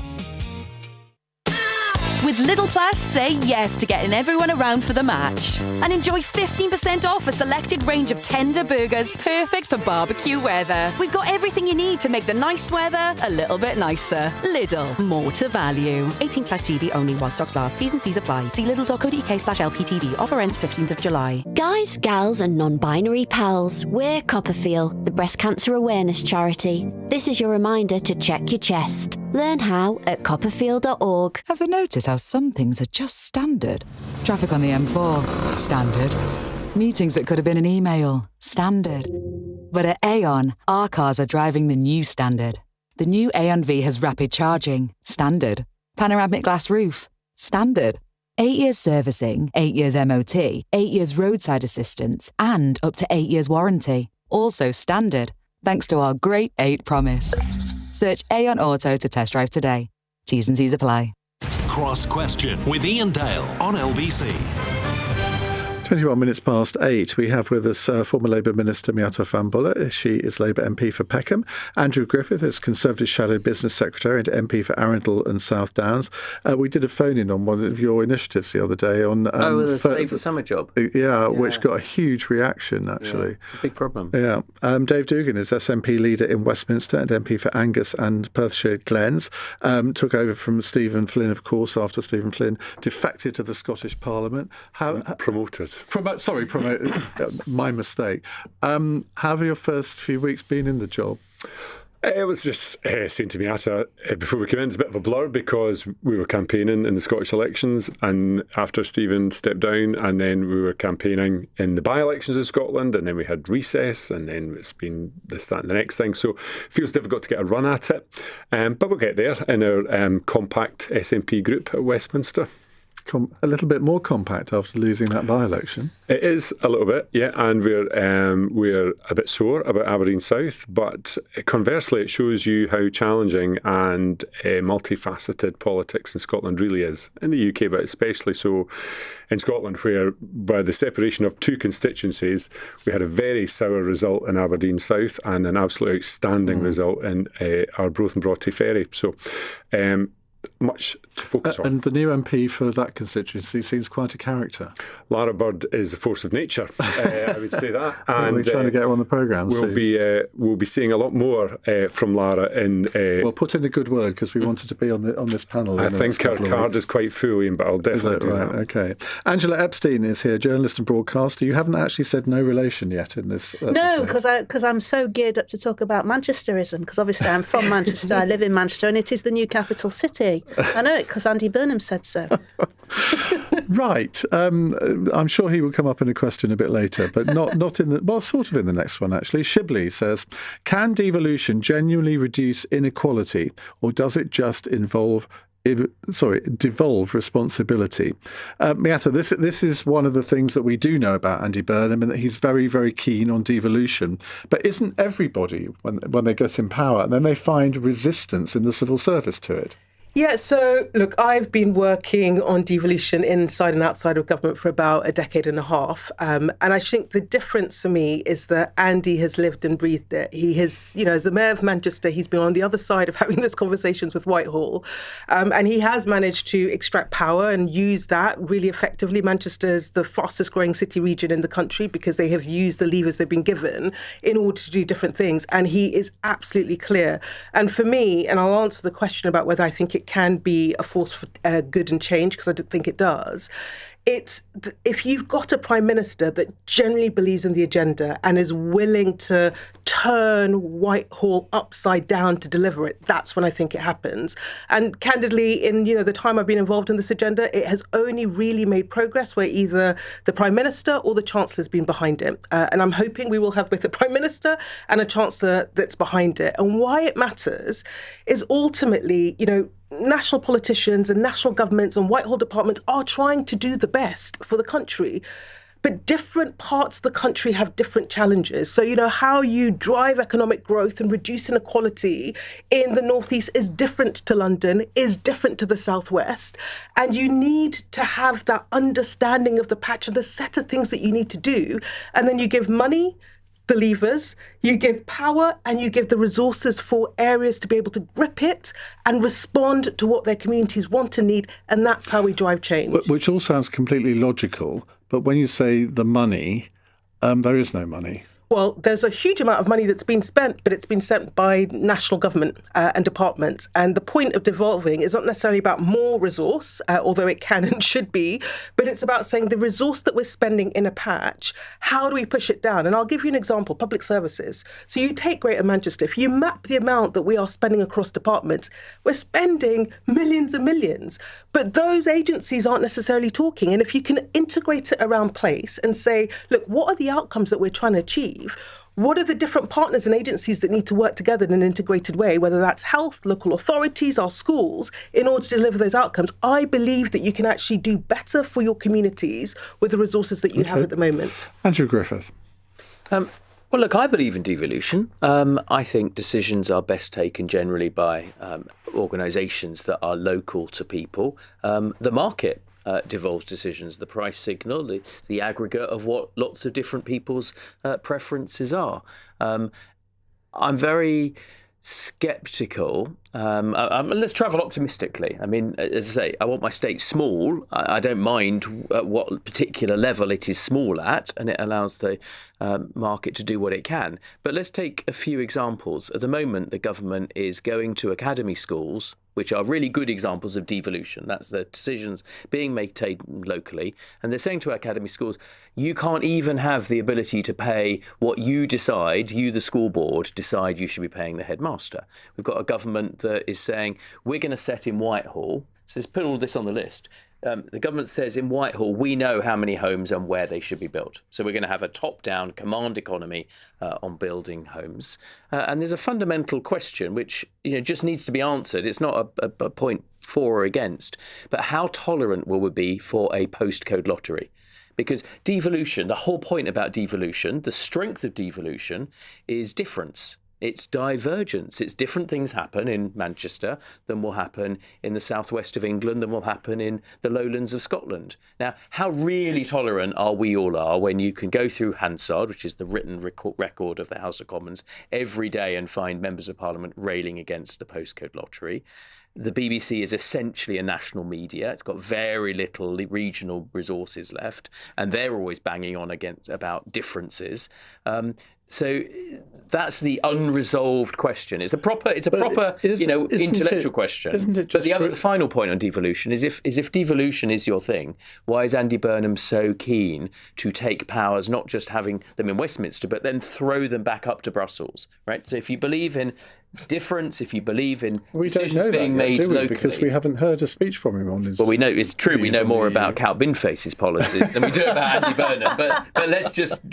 I mean, correct me if I'm wrong. Of course, we've got Miata here, who is the Burnham whisperer. But everything I think we've heard is that he would like to get closer to Brussels. He would like to give them the formal power to once again, what's called dynamic alignment, set rules for us so that one business trading with another business somewhere, both in the United Kingdom, would have to abide by European I'm just looking rules. at the clock and we haven't got long before the news. Angela.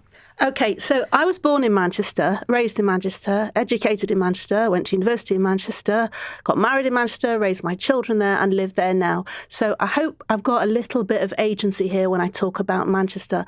With the greatest of respect, I am so sick of politicians from arm's length and beyond saying Manchester is the great success story. Yes, we have the economy is growing 3 times faster than anywhere else in the UK. It is not all about St Andy Burnham. Ever since the IRA bomb in 1996, the city started to change. We got rid of the Iain Dale Centre, there were new building programmes, Media City came along, all sorts of things happened. That was not down to Andy Burnham. Yes, we've got some very nice high-rise fancy apartments because of him now, and a very cute bus service in bright yellow called the B Network. He hasn't got on top of social housing and homelessness in Manchester. You see it everywhere. They had to can his clean air zone scheme to the cost of £100 million to people like me, the taxpayer. So he hasn't been the panacea for Manchester. And this idea of Manchester Oop North, as we call it in my part of the world, is for the birds. It is performative political gimmickry. This idea of he'll shuttle up and down on the Avanti West Coast service if he doesn't spend most of the time in a siding, as I spend my life on that train, because a windscreen wiper is broken or they can't find a driver. There's going to be a lot of wasted time. You'll have advisors from the north and south disagreeing with each other. What about the rural communities and the coastal communities? You know, this idea of Manchesterism is making the city look like a joke. What you need is, yes, some parts of devolution has worked. It's helped with some of the local transport issues in Manchester, but you need good policy. It's not about structure. It's about good ideas and people who will effect those ideas and make them happen. And this idea that somehow Manchester, and I love my city, and it has had a revolution in terms of hospitality, in terms of cultural activities, in terms of hotels and restaurants. It's buzzing. It's brilliant. But that's not about devolution. A lot of tech came up north because tech industries couldn't afford to be in the south anymore. There's lots of reasons why Manchester is booming. And this is not about Andy Burnham. And it really makes me so mad that this idea that somehow he's the trailblazer from Manchester and can create a blueprint for the country because of this one city. It's simply not true. And I live there and I'm reporting to you from the front line there. Can I just come back on that? So, I worked with Richard Leese and Howard Bernstein. I know the Manchester project from long. It started a long time ago when AGMA was developing. But at the heart of their project was give us the power and control. Even then they were talking about devolution. They were having fights with Whitehall. I remember it in 2010. And so they used the resources. They said, look, HMT, Treasury, you don't spend it, let us do it, and we will craft deals, we will build relationships in order to rebuild our city and our city region. So yes, it's not about Andy, but also, and I was there at the time advocating for a mayor because we thought, well, if you Living in the city? No, working with... I was there... So coming up and down, but not being in the city. I was there when we did the first devolution deal with Greater Manchester that created the mayor. And the rationale for that is if you can combine the work they're doing with someone that has the mandate from the people across Greater Manchester, you would give it massive welly. And that journey has been absolutely clear. And it's not that it's perfect, but my goodness, when I compare it to the progress that's been made in other areas that haven't been on that journey, it is night and day. So there is something in there that we will learn. Of course, you can't transpose it everywhere. That's the whole point of devolution, recognising there is difference and you've got to work with that difference. So why have why have a seat of government in Manchester? Why have a Manchester up north? How's it going to reach to all 360 degrees of the compass? And let me answer that. So in the end... how much will it cost? Number 10 of the North is there to serve every single part. But if you have been in Whitehall, which I have... It's called the North, so the South West feels excluded.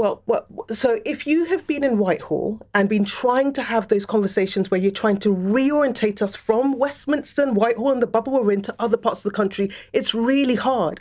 And the rationale behind this is, let's put a centre of power that has one sole purpose: extract power out of Whitehall, give it to places across the country, and help rewire the state so we can serve our communities. Right. We haven't heard from Dave yet. So there's a lot in there to unpack, principle among which is... You do it quickly because I've got to go to the news. There's a difference between cause and causation. You could do exactly the same as you've done to Manchester in a different English city. You'll have a very different result because the fundamentals in Manchester are such that it was ready and willing to exploit, to whatever degree it has exploited it, to make Manchester a better place. But let me tell you, as somebody who's lived in Scotland all their life, power devolved is power retained. You never fully are in control of your own destiny while someone else, somewhere else, has devolved power to you. And that's why after 20 plus years of devolution in Scotland, support for independence is at 52%. It's not because we want more devolution, it's because we want the lot, thank you. We don't want a slice of the cake, we'll take the whole cake. Thanks. And that is SNP policy, ably explained there by Dave Dugan. Thank you very much, Dave. Right, let's go to the news headlines at 8:34 with Matt Hewitt. We've been told the man questioned over the death of Anne Widdecombe was not known to the government's anti-extremism programme. A 28-year-old arrested on suspicion of murder has been re-arrested by counter-terror police. Andy Burnham now looks certain to be the next Prime Minister after receiving the backing of 349 Labour MPs in the party's leadership race.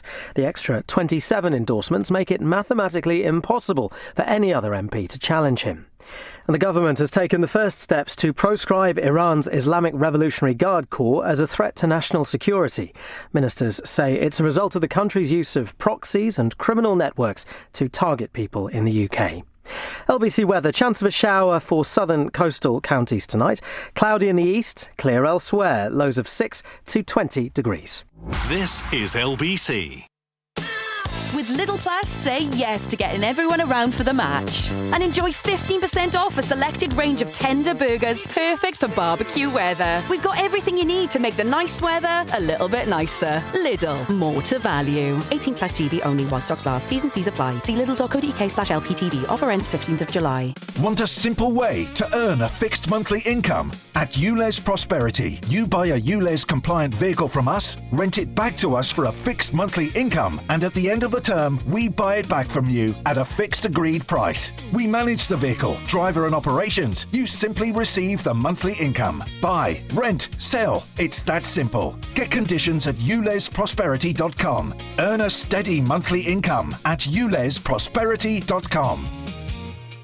Don't miss the fight before the fight. Anthony Joshua must survive the here and now. Huge risk! I'm back. July 25th, Joshua versus Prenga, live exclusively on DAZN. Fancy a trip to France without the fancy price tag? Go all Irish. With great low prices, travel from Dover to Calais with Irish ferries, and you'll have France at your feet in 90 minutes. Can, less. More money, less money. You get the picture. Get a warm Irish welcome on board and a cool pint of the black stuff on us. Zero alcohol, of course. When you book direct at irishferries.com.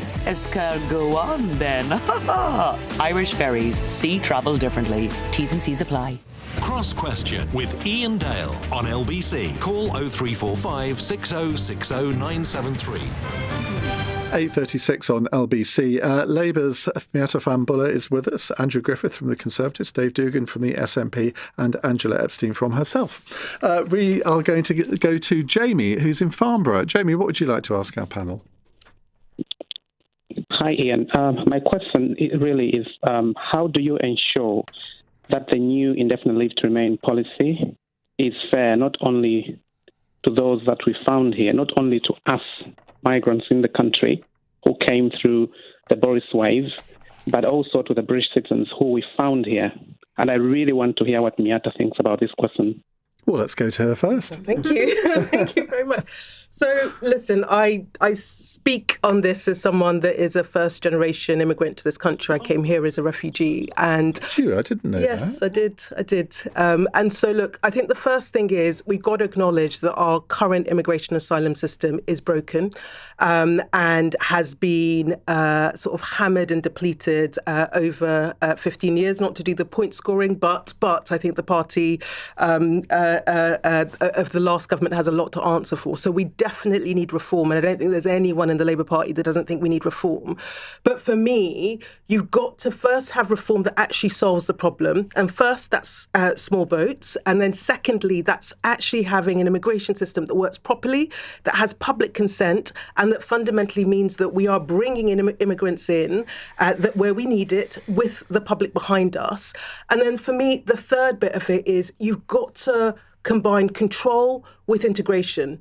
And sort of some of my, questions around our immigration policy, around indefinite leave to remain, is I don't think it pays enough attention to integration. And so when people come here and you've got care workers that are working, supporting our community, I think it's really important that we think about actually how do we enable them to integrate in our communities and our society in a better way. And that's the balance that we need to get right.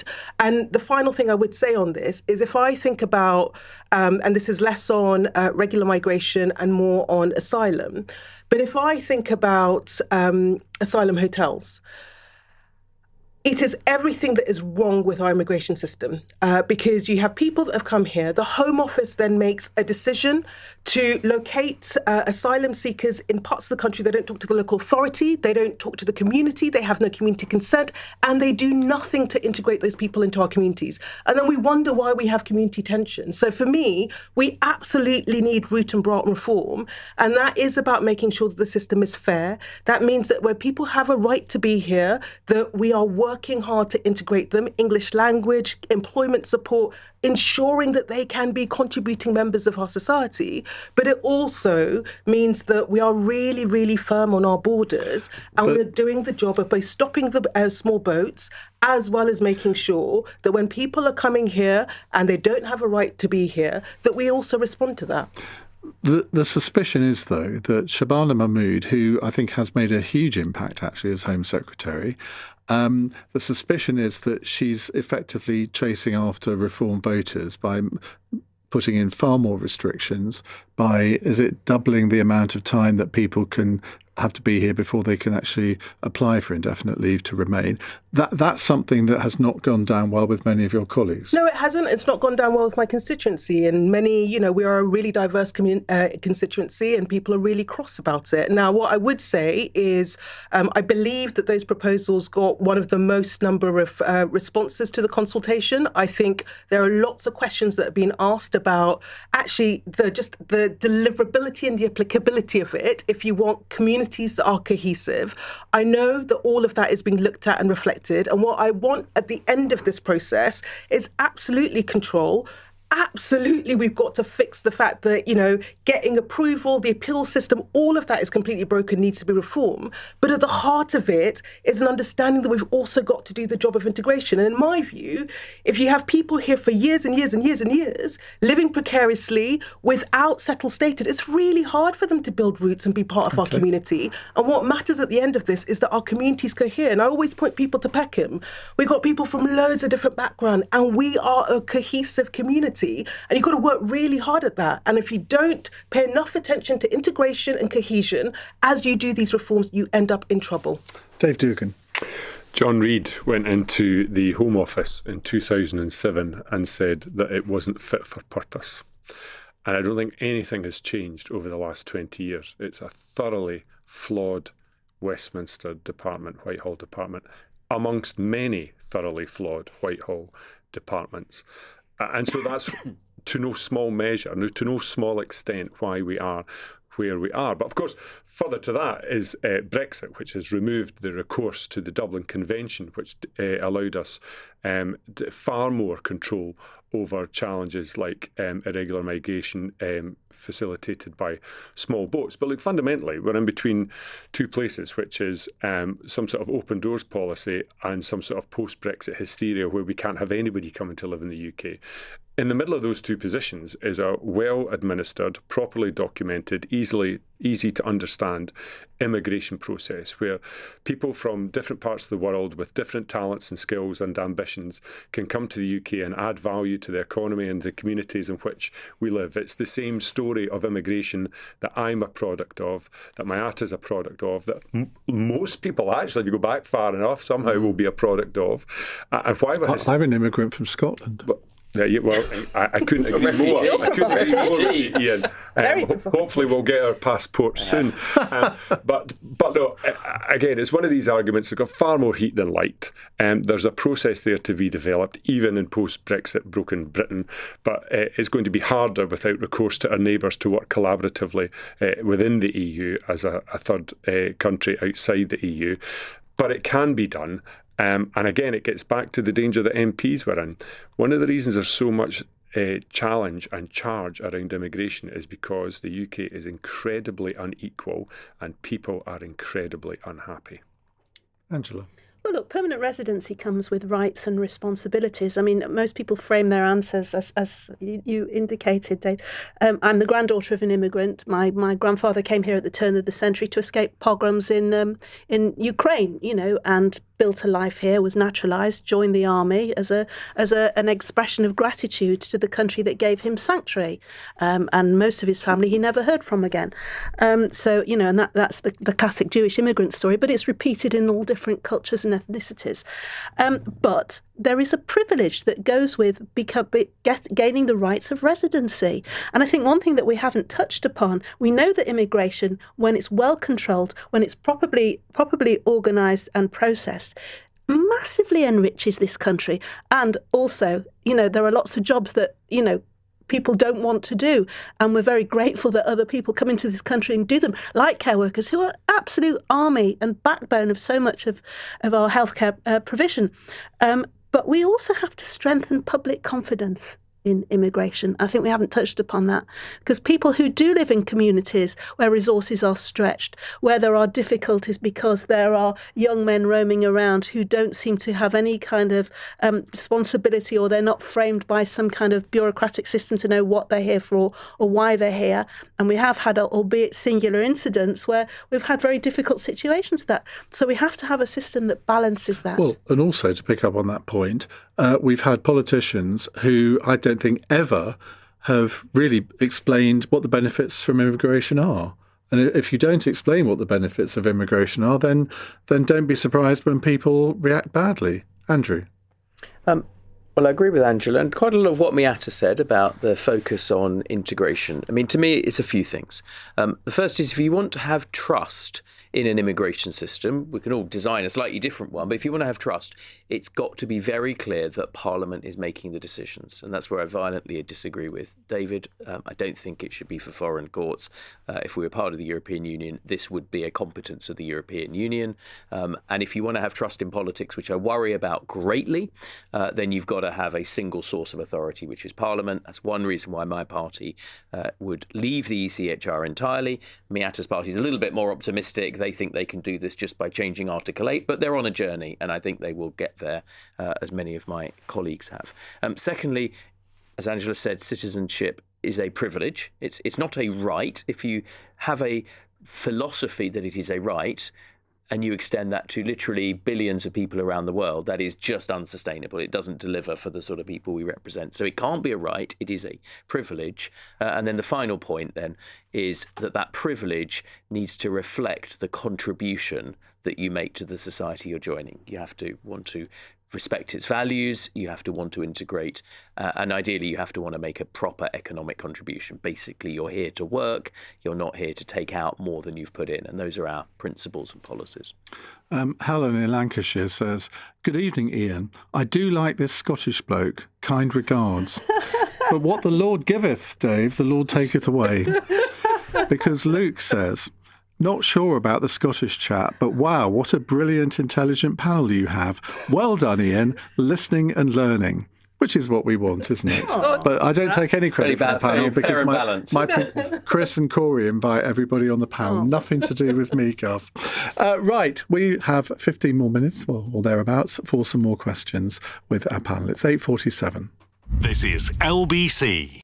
Guys, gals and non-binary pals, we're Copperfield, the breast cancer awareness charity. This is your reminder to check your chest. Learn how at copperfield.org. Vodafone is backing the UK with an £11 billion investment to make the nation's biggest network even better. Fair play, that's a big commitment. So you can launch that business. So I can start selling my model trains in Pwllheli. Multitask in a haze of glory. I could stream Wimbledon whilst on a video call. Start doing more of what you love from more places. Opportunity awaits. Switch to Vodafone today on the Nations Network. Nations Network means UK's biggest network through Vodafone 3 merger based on mobile sites versus major providers. Network improvements by 2034. See vodafone.co.uk/TNN, subject to coverage. Nothing beats a Jet2 holiday. So who's ready for the best summer yet? Unwind in your choice of 4- and 5-star hotels in over 75 destinations like Kos, Lake Garda and Gran Canaria. Plus, you'll get 22 kilograms of baggage included. Book now and save £200 per couple. Jet2 Holidays. Package holidays you can trust.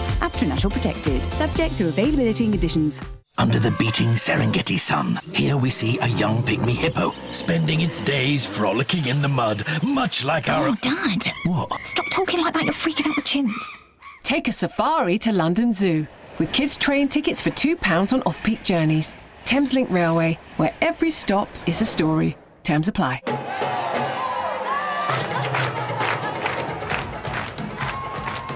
When your daughter's wedding guest list is double-sided, enjoy every hand-clapping second of it. Be a step ahead with Barclays Premier, with our best savings rates. Barclays, backing your future. Eligibility criteria apply, T's and C's apply. Cross Question with Iain Dale on LBC. Text 84850. It's 8:49 on LBC. With us, Andrew Griffith, Dave Dugan, Angela Epstein and Miata Fambulla. Carolina in Leicester has a text question, or is it Carolina? The EU says it now supports child social media bans being introduced and will ask its members to consider them this summer. Will the UK's own social media ban define Keir Starmer's legacy as Prime Minister, or should Andy Burnham consider not going ahead with it? Now, the European Commission President, Ursula von der Leyen, has today proposed a softer ban than the one put forward by Keir Starmer. The EU's proposed restriction would see under-13s only allowed to use social media with parental supervision and only for limited amounts of time. This is one of those difficult ones, isn't it? Because I think every single person would draw the line in the sand in a different place. What's your view, Dave? So I think future generations will look back on the exposure that we allowed our young people to endure over the last decade on social media, and they will be astonished at what we allowed to happen. And we will not be able to use ignorance as an excuse, because we know that this is a deeply challenging, albeit digital, environment for our young people to exist in. It perpetuates bullying on a 24/7 basis. It allows all manner of things to access our young children. And that's the way to look at it. It's not about limiting our young people's access to social media. It's about limiting social media's access to our young people. And as soon as you start looking at it through that end of the telescope, you see that that is very much a call to arms. And I'll support Keir Starmer, well, I'll support Andy Burnham, I'll support the government to introduce really strong measures, because there's no room for pussyfooting around. We can't taper back to where we were 10 years ago. We have to slam the door on this for people under 16. And it's not easy, and I'm not pretending it is easy. But for me, social media is like, and forgive me if I sound like I'm speaking from experience, social media for young people is like a massive invisible snake that comes into your house and you can't touch it and you can't feel it. Before you know what you're doing, everybody's yelling at each other and nobody knows why. It's utterly appalling. But that's enough about your Twitter profile. Let's keep these answers relatively brief so we can fit in another question as well. Andrew. The question was about his legacy, wasn't it? Or about social. I mean, he can have that as his legacy if he wants. I mean, it's a good one because, without being too dismissive, I mean, he pioneered the U-turn. We stopped counting at about 34, and this was another U-turn which Conservatives forced him into. So it probably is a fairly apt legacy. But I wish he would go a little bit further. Let's U-turn on Chagos. Let's U-turn on attacking jury trials. I hope Mr. Burnham's coming in on Monday a nice blank piece of paper, because we've had 2 years of pretty rotten government by anyone's measures, and it would be great to start afresh. I mean, actually, you agree with that because you resigned. You were the first one to resign, weren't you? I was. I mean, look, to the question, and I come at this.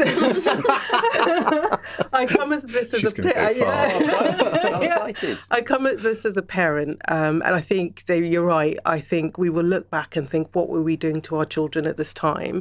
And I'm actually really proud that the government got there. You know, yes, we needed a little bit of a nudge, but we got there, and actually that what's on offer is the most ambitious version of this. I think it is right. Now, look, I think the kids are less persuaded by this, so I do think we need to engage young people in the conversation as well. I don't think we can just impose it, but it must be right that we put limits to what they are exposed to and actually create the space for other stuff, which I think has been sort of taken away from this generation of young people. Absolutely. So, you know, we have got to do it. And, you know, I think if when I told my 11-year-old that the ban was coming and YouTube would be no more, he wasn't much pleased. But I explained. I still don't understand why YouTube is included in it. There's plenty of stuff on there, Ian. Is there? Mm-hmm. So YouTube Kids is fine, is exempt. So, and I think he understood it. And we do need to have that conversation with young people, partly because they will find routes around it. But I think a concerted effort to provide that level of protection, we won't regret when we look back. Angela? Well, very quickly, I think we sort of are deflecting from the fact that we have to look at the platforms which are pumping out this garbage and filth, because children may have access to it, but it's only there because it's there. So I sometimes feel with this debate that we forget that. And I think there needs to be the most stringent penalties for companies and organisations or individuals that are putting that kind of garbage out there online. The idea of Keir Starmer and a legacy is just ridiculous. So I'm not even going to address that point because I can't think of anything there. He hasn't been all bad. Oh, he has. And as a parent, he has. He's been awful. And as a parent, I would also say mine are grown up now. But that's the key point that you've made. As a parent, you have the authority and the jurisdiction to say, to either take it off them, to give them the kind of phone that doesn't have access to the internet, to establish the ground rules, to take the phone away from them when they're trying to study, to look at the kind of things they can have access to. You're absolutely right. Kids are dead canny. They'll always find a way around it.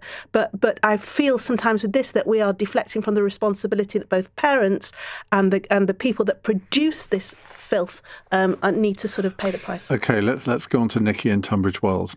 Why has Britain made older people the scapegoats?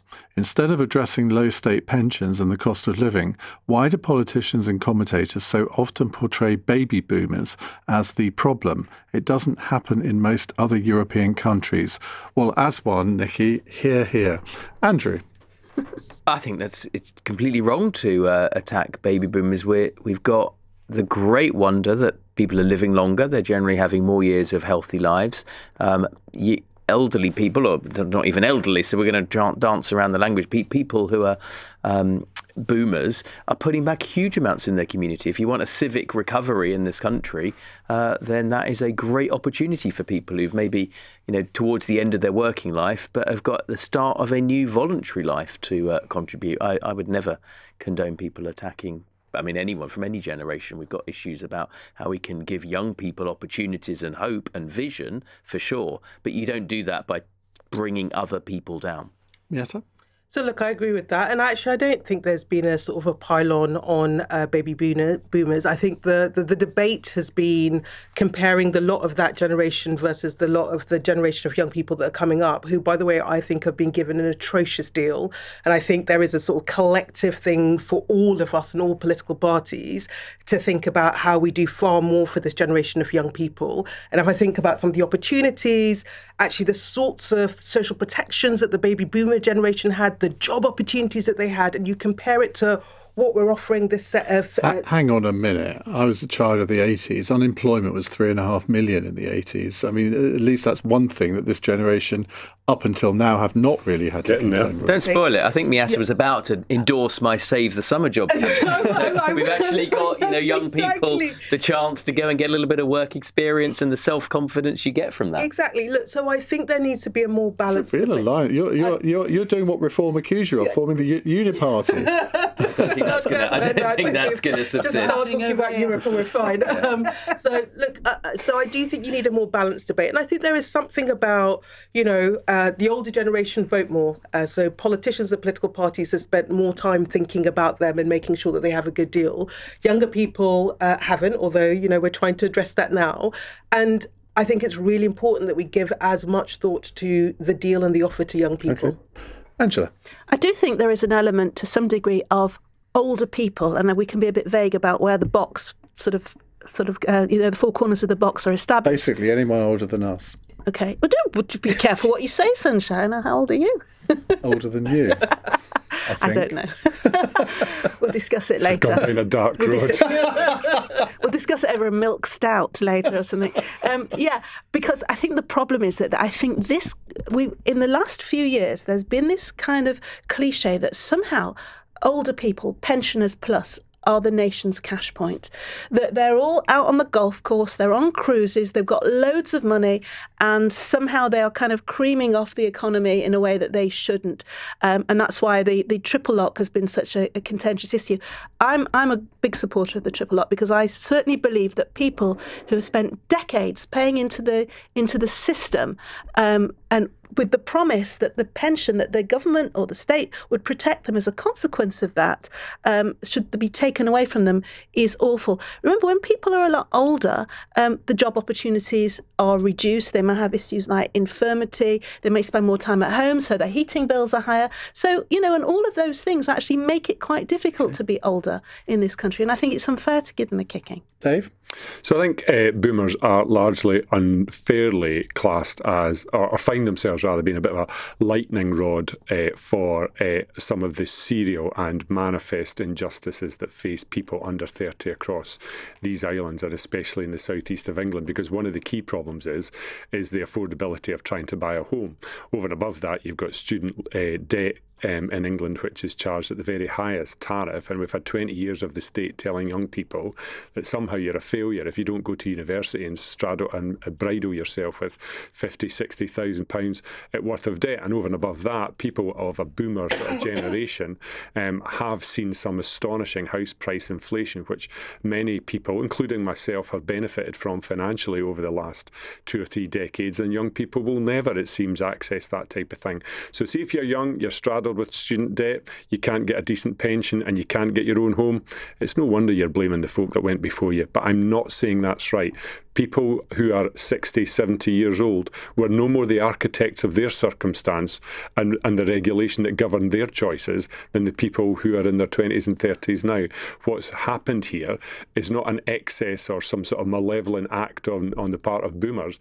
It's structural failure by the part of the UK government, which has resulted in social mobility in the UK being alive and well, but is going in the wrong direction. Final word on this to Joe, who's just texted in. Currently walking the dog on the golf course. Can confirm. Full of old men. Thank you all very much indeed. Really good panel tonight. Our fun... I haven't finished yet, have I? The fun question. Joseph is in Battersea. The president of FIFA now wants to expand the World Cup again, so it has 64 teams. What would you suggest putting him in charge of so he can ruin that instead, rather than the World Cup? Andrew?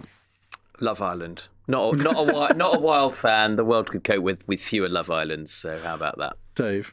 I'd put him in charge of a new Westminster government department called the Future of Constitutional Affairs, so he can ruin that sharpish. Angela? As a consequence of that, I was going to say put him in charge of number 10 up north. Get rid of that. Miata? X, formerly known as Twitter. Well, 4 very good answers there. I wasn't necessarily expecting brilliant answers to that question, but well done. What was the name of the questioner? Joseph. Right, thank you all very much indeed. On tomorrow's panel, we have Conservative MP and former Net Zero Minister Graham Stewart, The Telegraph's Poppy Coburn, plus the chair of the European Movement UK campaign group, Dr. Mike Galsworthy. Right, coming up in the next hour, here's one that I feel very strongly about. The Green Party is considering using the Equality Act to make it legally compulsory for certain organisations to provide vegan food options. Leaked documents show the party will debate a proposal at its October conference requiring services to offer plant-based vegan foods and cruelty-free products. While the party has not clarified the scope of services, it could potentially include private businesses that provide catering or serve food. Isn't this the most ridiculous proposal you've ever heard, apart from the last one that you heard from the Green Party? 0345 6060 973.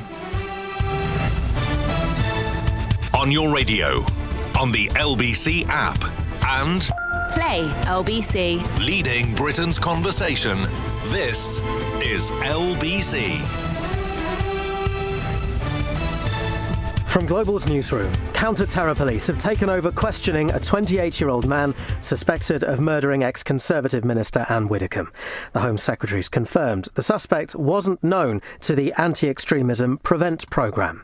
Labour MP Miata Fanbulla told Iain Dale many colleagues feel vulnerable. When I talk to my colleagues and women from ethnic minorities, the level of abuse that we are already getting, some of my colleagues, when they show me the stuff that they're getting, or the letters or the threats, we are here to serve, we do it because we care about our communities, but it isn't right. Andy Burnham can no longer be challenged in the Labour leadership contest. No other MP can get support from a fifth of their colleagues after the former Greater Manchester Mayor hit 349 nominations. The UN's shipping agency says there's no legal basis for the US president's plan to charge a 20% fee on all cargo passing through the Strait of Hormuz. Donald Trump says he also wants to restore a naval blockade on Iran. The government has begun the process of proscribing Iran's Islamic Revolutionary Guard Corps. It follows a series of attacks targeting the Jewish community in London in recent months. Anyone who supports the IRGC could face up to 14 years in prison. Alex Vatanka from the Middle East Institute has been looking into the small print of the decision. They've sort of focused on a very obscure group that seems to be made up of a Yemeni Arab entity. So is this an Iranian attempt to operate in the grey zone, be ambiguous? And is that something the UK is happy with, because UK doesn't really necessarily want to take this fight all the way with Iran, but just wants to make a point? 12 people have been arrested over an alleged right-wing terror plot against an Islamic event in Suffolk last weekend. The Prime Minister says it's shocking news that counter-terrorism police are investigating a credible, serious threat. And England goalkeeper Jordan Pickford says they can't get distracted with plans to stop Lionel Messi ahead of their World Cup semi-final against Argentina. We all know how good Messi is, but we also know how good Argentina is, so we can't just solely rely on Messi. We've got to focus on the other strengths as well, and the other weaknesses we can take advantage of. The teams meet on Wednesday for a place in Sunday's final against either France or Spain. In the city, the FTSE 100 closed up 1 point at 10,498. The pound buys $1.34 and €1.17. LBC weather, chance of a shower on southern coasts tonight, cloudy in the east and clear elsewhere, lows of 6 to 20 degrees. Sunny and hot for most tomorrow with some cloud in the northeast, highs of 14 to 30 degrees. From Global's newsroom for LBC, I'm Matt Hewitt. This is LBC from Global, leading Britain's conversation with Iain Dale.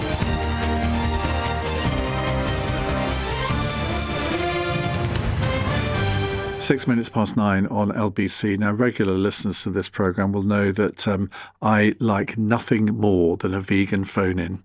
So that's what we're going to have over the next hour, because the Green Party is considering using the Equality Act to make it legally compulsory for certain organisations, which they don't seem to have defined yet, to provide vegan food options. Now, leaked documents show that the party will debate this proposal at its October conference, requiring what they call services to offer plant-based vegan foods and cruelty-free products. I mean, how you define a cruelty-free product, I do not know. And that's the thing with these things. If you're going to introduce legislation, you have to be able to define all of these terms. Otherwise, it can be chaos afterwards. Now, they haven't clarified the scope of what they call services, but that could include private businesses. So if you work, here I work for Global. We have a canteen. And I mean, to be fair, there are quite a lot of vegetarian and vegan options on offer. But why should a business be required to offer a certain type of food? If there is a demand for that type of food, people will offer it. And vegan food has, I think, become a lot more popular over the last few years. I completely accept that. But if you go around your local supermarket, there is probably a bigger choice of vegan food now on offer on supermarket shelves than there used to be. Back a few years ago, I, for health reasons, had to go on a sort of, I don't know whether you can have a sort of semi-vegan diet, but I did try out some vegan foods. And, let's put it this way, I haven't continued eating them. So I've got no problem with anyone choosing to go on a vegan diet if they want to, but I do have a problem with adding yet another regulation to, or a new law that businesses have to obey. Surely it should be up to individual organisations, whether it's a business, whether it's a local council, whether it's the NHS, wherever. Why should there be a law on this sort of thing? But the Greens seem to think there should be. What do you think? I mean, I'm very interested to hear from vegans themselves about this. Do you think that it is quite reasonable to expect any organisation that either provides food or sells food for them to have a vegan offering? Now, it is clear in most restaurants nowadays there is virtually always a vegan offering on the menu, which shows that there must be the demand for it. And if there wasn't, the restaurants wouldn't offer it. But why should they be forced to? That's what I want to ask you. Is this something that makes you more sympathetic to the Greens? Or do you think, no, it's another reason not to vote for them? It is madness. 0345 6060 973. I'm joined live in the studio by Nicole Whittle, who's a vegan content creator who posts under the name Vegan Beauty Girl. Vegan content creator. Yes. Now, define that. Welcome, by the way. Thank you for having me. But I'm an influencer, and I try and use my influence for good. I consider myself a good influence, and I try and help people go vegan or enjoy the vegan lifestyle a bit more, have plant-based swaps, shop cruelty-free. Plant-based swaps? Yeah, you don't have to be fully vegan to enjoy vegan food. And I feel like everyone can take a few swaps. So I try and make it feel accessible and fun through social media. How can vegan food possibly be fun? Do you like beans on toast? I do. Do you like chips? I love chips. There we go. We're already halfway there. I think there's a fun side, and then also Are you going to tell me that's vegan food? Yeah. What do you mean? Of course. What animal do you think's in those? Well, I've never thought about it in that way. Yeah. But, you can't really say that sort of beans on toast is particularly high. It's high in protein, but it's bit of fibre in there. Very high in sugar. Well, you don't have to have that. You can have a chickpea salad if you'd like. But I thought this would be now a you're not reaction. talking. I'm just saying, alongside with the NHS guidelines for fibre or a healthy diet, vegan food is very compatible. My argument has always been, we're sort of slightly straying off from this, but just going on to sort of veganism more generally. My argument has always been, it's bit like, I don't think the 5-2 diet was healthy because you're sort of starving yourself for 2 days a week. How can that possibly be healthy? Surely the healthy diet is a balanced diet. A vegan diet can be a balanced diet, though. A balanced diet is about getting carbs, protein, vitamins, and all that. So as long as you're getting the nutrients and those food groups, you're fine, and you can do that without animals. So it is definitely a balanced diet. But as human beings, we have particular teeth to eat meat, don't we? Incisors and sort of. It also eats vegetables. We have the option. I have hands that could kill a puppy, but I'm not going to do it. You know what I mean? That would be horrible. That really would be horrible. Yeah, that's what I mean. I'd throw you out the studio if you ever did that. Well, thank you. As I would hope you would. I'm just saying, just because we have the ability doesn't mean it's morally correct. No, but it's just human beings have virtually all. Unless you want to go back like 5,000 or 10,000 years or something. We've always been hunters. We've always eaten meat. Now, okay, you can say, well, that's a weak argument. We've sort of committed genocides over the years. You don't want to commit another one. I would agree with that. So, yeah. I get that argument, but it seems to be a joyless pursuit, veganism. I completely disagree, but I would also just first like to say that whilst we may have eaten meat as a human race for years and years and years and centuries and however long you want to say, but factory farming is still very new, and the amount of meat we consume right now, very unsustainable, very unethical. It's not been done for a long time. So even I can't click my fingers and make everyone go vegan, but I would at the very least like people to go back to pre-factory farming levels where it could be done a bit. But what about this Green Party proposal here? Because do you think that, say, workplace canteens and restaurants should be legally obliged to offer vegan food? I think it should be similar to restaurants that had to start labelling their calories, for example. That applied to restaurants of a certain size. I personally feel like small cafes, restaurants, all the small businesses have enough hoops to jump through, which you did already kind of sympathise with. So I would say it would have to apply in those sort of ways where you can target the big businesses, and already from like Subway to Pizza Express to the Ivy to, of course, Greg's, everyone's got vegan options already. It's not that different to cement it in law, but where we are sincerely in a climate crisis, we're all so hot we're struggling to sleep, we do need to actually start looking at the food we eat and taking it seriously and switching to more plant-based options where we can without forcing it down people's throats. Just giving them the choice and making it appealing is the first step. Here's an ethical question for you. What about vegan restaurants? Should they be forced to offer meat dishes? I would rather they weren't. I know you'd rather, but you see the logic of what I'm saying here. Well, if normal restaurants, I say normal, it's if ordinary restaurants are legally obliged to provide a vegan option, why wouldn't vegan restaurants then logically have to offer other options? Because there's a difference between catering to dietary requirements and beliefs. Like dietary requirements, basically allergies and beliefs, right? If you're not willing to eat vegan food, you're just a fussy eater. Unless you can say... I am a very fussy Well, there we eater. go. And I don't think we should really be working anything around fussy eaters, in my personal opinion. So, yeah. How do you become an influencer? To be honest, I've been vegan since 2007. And around 2015, I started seeing the vegan movement grow.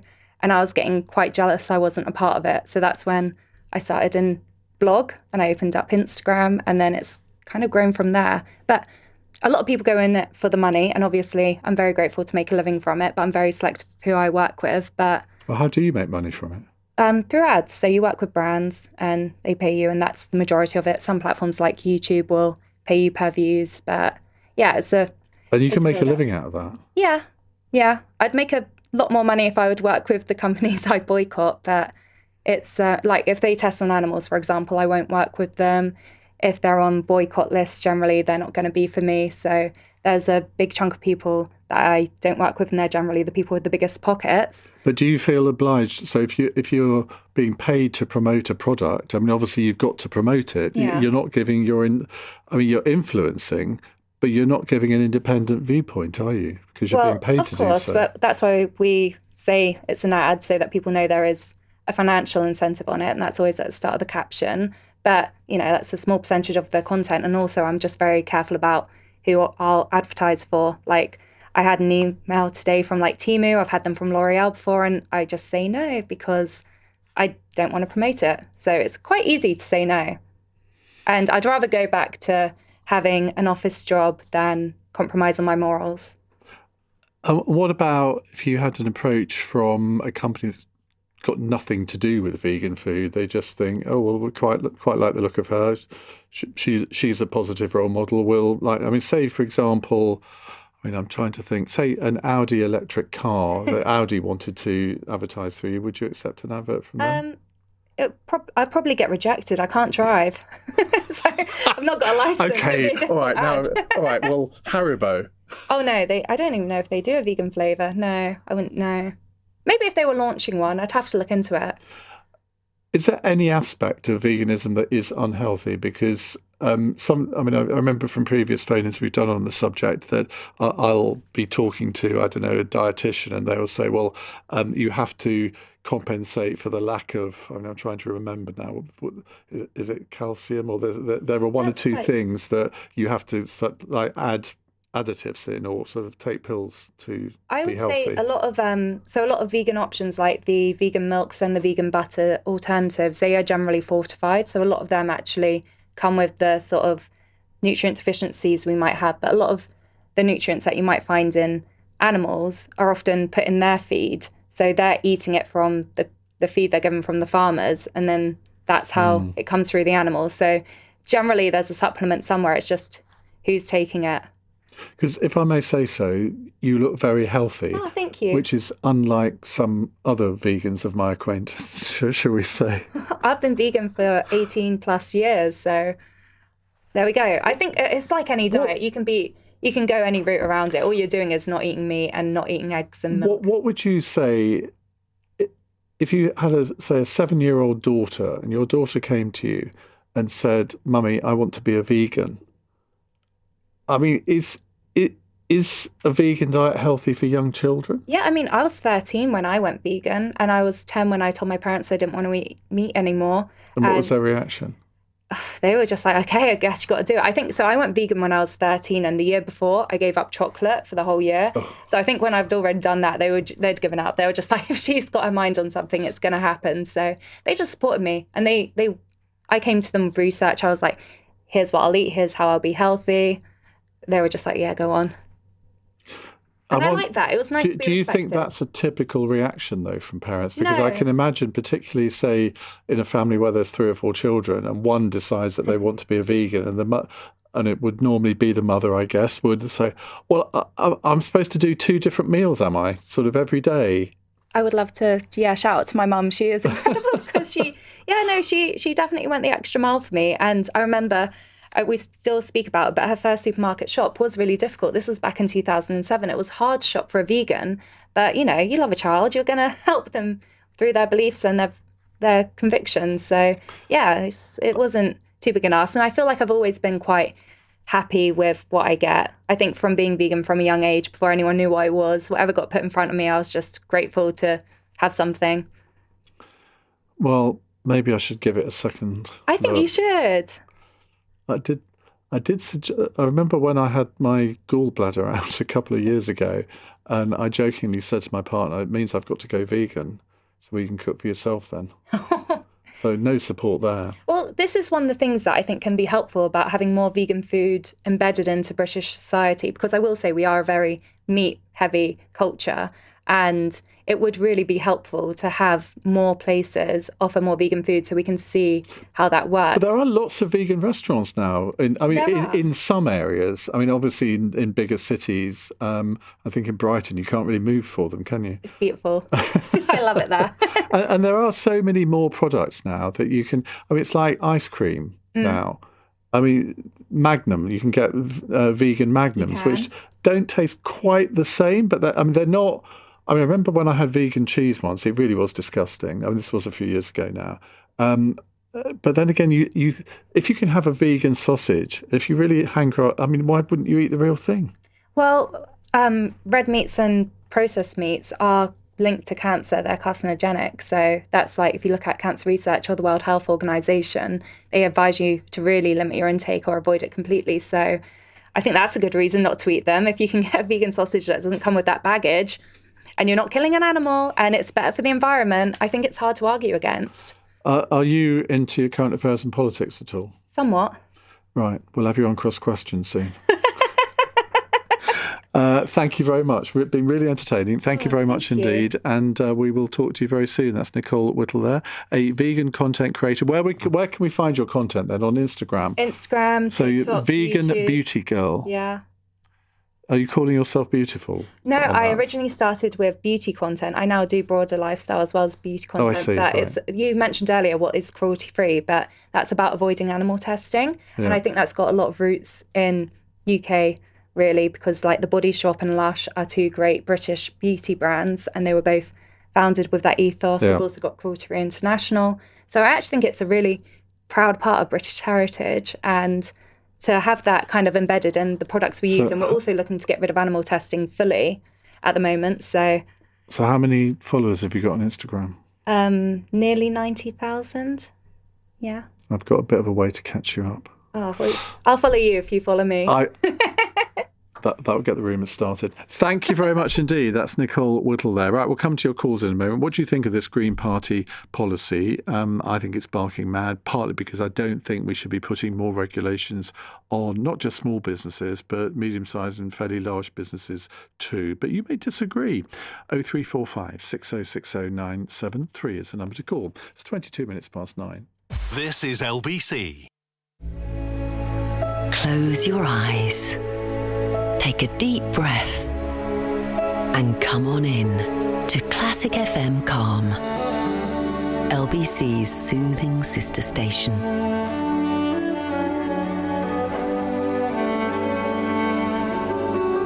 Find peace in the music with Classic FM Calm.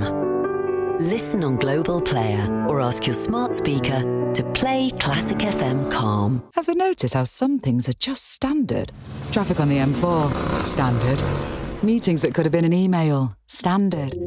But at Aon, our cars are driving the new standard. The new Aon V has rapid charging, standard. Panoramic glass roof, standard.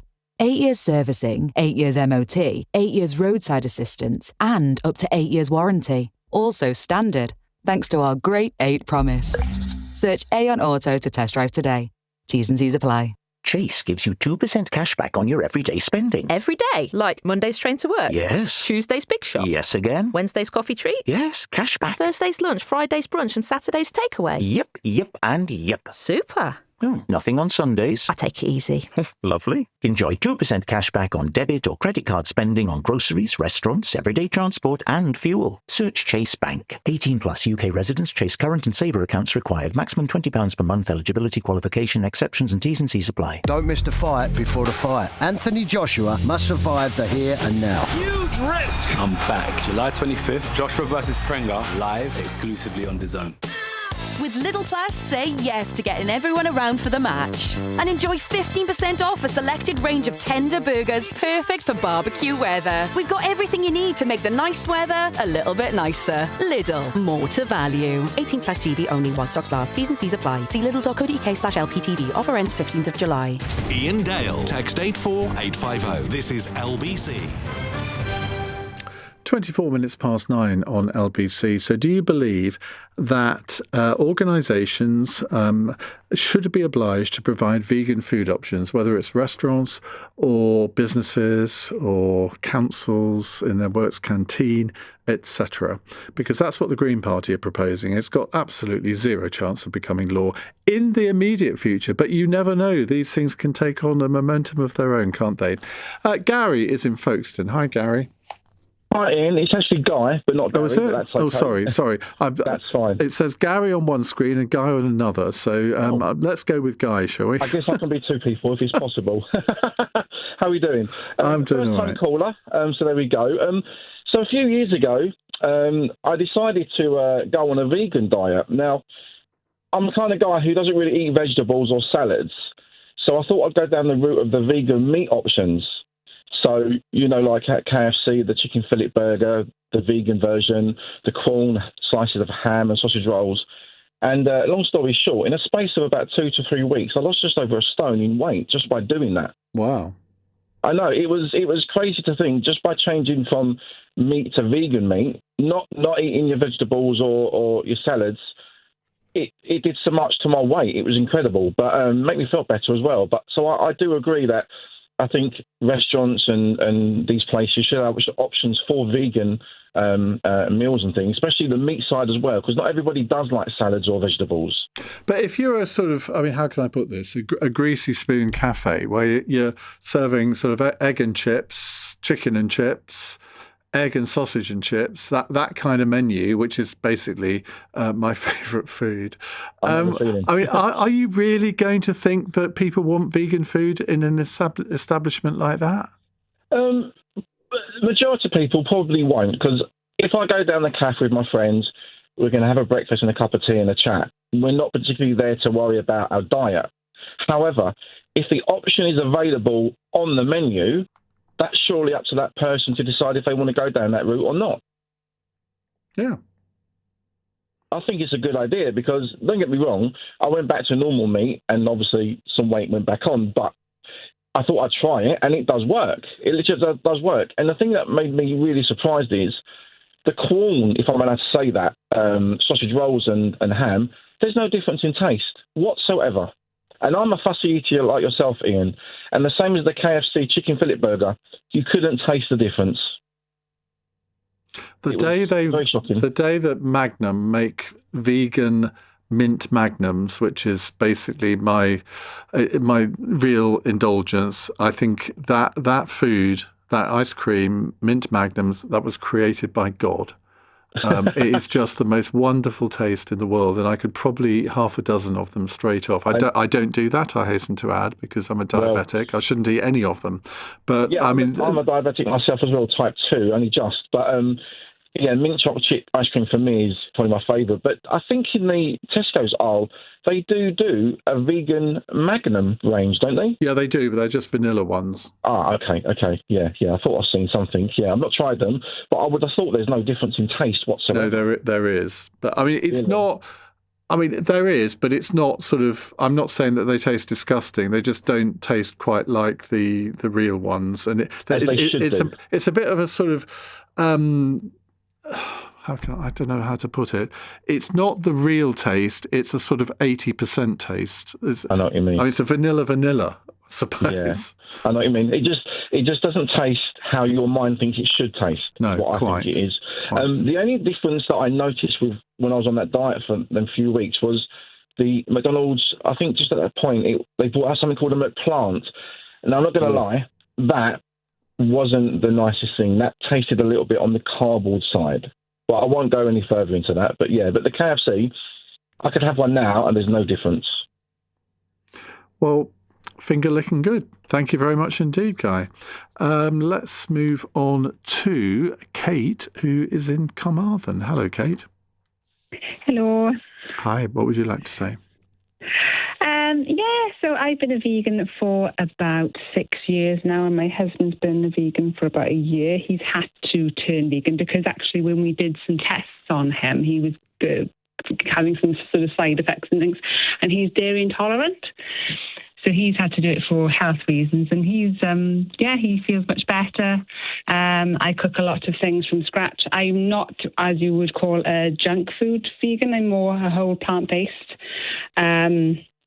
And sort of cook things from scratch. I think it should be brought, legislation that should be brought into schools to teach children about properly cooking plant-based food. I hadn't thought about schools. And I also think as well that, it should be emphasised how easy it is to cook vegan food like that, and it's cheaper. It's healthier for people. We know that. We know that a plant-based diet is better than even the Mediterranean diet. That's been proven in a study that's come out recently. And I think it should be. I think it's also making it, if they brought it into legislation, it's sort of taking away some of the stigma behind vegan food. I think it's, as you said, over the last few years, it is becoming more popular. People are being less sort of thing about it. I think it'd be a really good thing. And it's something that everyone can do as well to help the planet. I mean, we're having these heat waves, and, it is probably because of animal agriculture that is sort of contributing 52% towards climate change. It's something that everyone can do to help. Kate, thank you very much indeed. John in Croydon says, you should try Jude's vegan mint choc ice cream. Sainsbury's sell them.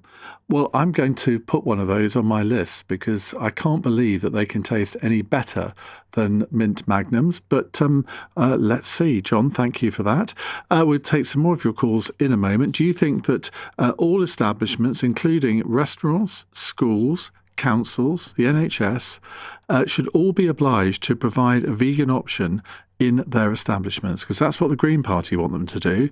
I'm saying it should be left up to the individual establishment to decide that for themselves. They don't need state intervention. Why is it that we always think that either the best thing to do is to put a new regulation in or to put a tax on it? That seems to be the only solution that politicians come up with nowadays to all the country's problems. Whereas the real solution to the country's problems is to deregulate and lower taxes, he says, retaining his Conservative credentials. It's 9:31 on LBC. Matt Hewitt has the news headlines. Counter-terrorism police are now leading the investigation into the death of Anne Widdecombe after new information and evidence came to light. We've been told the 28-year-old man questioned over her killing was not known to the government's anti-extremism programme. Andy Burnham now looks certain to be the next Prime Minister after receiving the backing of 349 Labour MPs in the party's leadership race. The extra 27 endorsements make it mathematically impossible for any other MP to challenge him. And the government has taken the first steps to proscribe Iran's Islamic Revolutionary Guard Corps as a threat to national security. It comes as Donald Trump says he wants a naval blockade on Iran put back in place. LBC weather, chance of a shower on southern coasts tonight. Cloudy in the east, but clear elsewhere, lows of 6 to 20 degrees. Any early showers clearing in the southwest tomorrow. Otherwise, sunny and hot for most, with some cloud in the northeast. Highs of 14 to 30 degrees. This is LBC. Squishmallow squad get us underway. Oh, strong header from Maui. Straight to Boyle on the wing. Here comes Gordon. It's a goal! The Squishmallow squad are now in Happy Meal. Some fun, some food, it's all inside this Happy Meal. Until the 3rd of August from 11 a.m. Includes one pre-selected book or toy. Squishmallows range comprises toys only. While stocks last. Fair ordering policy applies. Imagine sweeping through green fields, floating 5 feet above ground. Sun on your face as you slide by, on track to your destination. Not a care in the world, as you simply lean back. And before you know it, you're there. This is how travel should feel. And on our trains, it does. Avanti West Coast. Feel good travel. I'm the full package. I've got the looks, the chat, the personality. I'm a total beach babe, always got a tan, always got a good story to tell. Yeah, I've got a cheeky side, but I'm not here to mess about. I'm looking for my perfect match. Okay, how about some cat eye frames? Ooh, yeah? With polarised lenses? Oh. Or a blue tint? Perfect. At Specsavers, you can mix and match frames, tints and lenses to create your unique pair of sunglasses. And get £40 off Reactions mirror and polarising lenses. Conditions apply. See in-store for details. Up to speed. Your Formula One podcast. Round 10 is the iconic Spa circuit in Belgium. New episodes every Monday and Thursday on YouTube or Global Player. Iain Dale on LBC. It's 9:34 on LBC. We're talking about this proposal from the Green Party, which they're going to debate at their October conference, to use the Equality Act to make it legally compulsory for certain organisations to provide vegan food options. I think that's an unnecessary regulation on business, an unnecessary burden. What's your view? 0345 6060 973. Rachel says, becoming vegan has brought such joy to my life. Rejecting the conventional idea of eating meat helps shape who I am.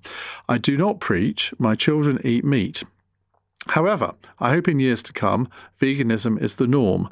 Please don't attack me. You are my favourite presenter. I'm not going to attack you. You have made a choice. And I'm certainly not going to attack anyone for making that choice. But do you need to be forced to make a choice? And that's what this regulation would do, in that, and presumably it would apply to all restaurants, however big or small.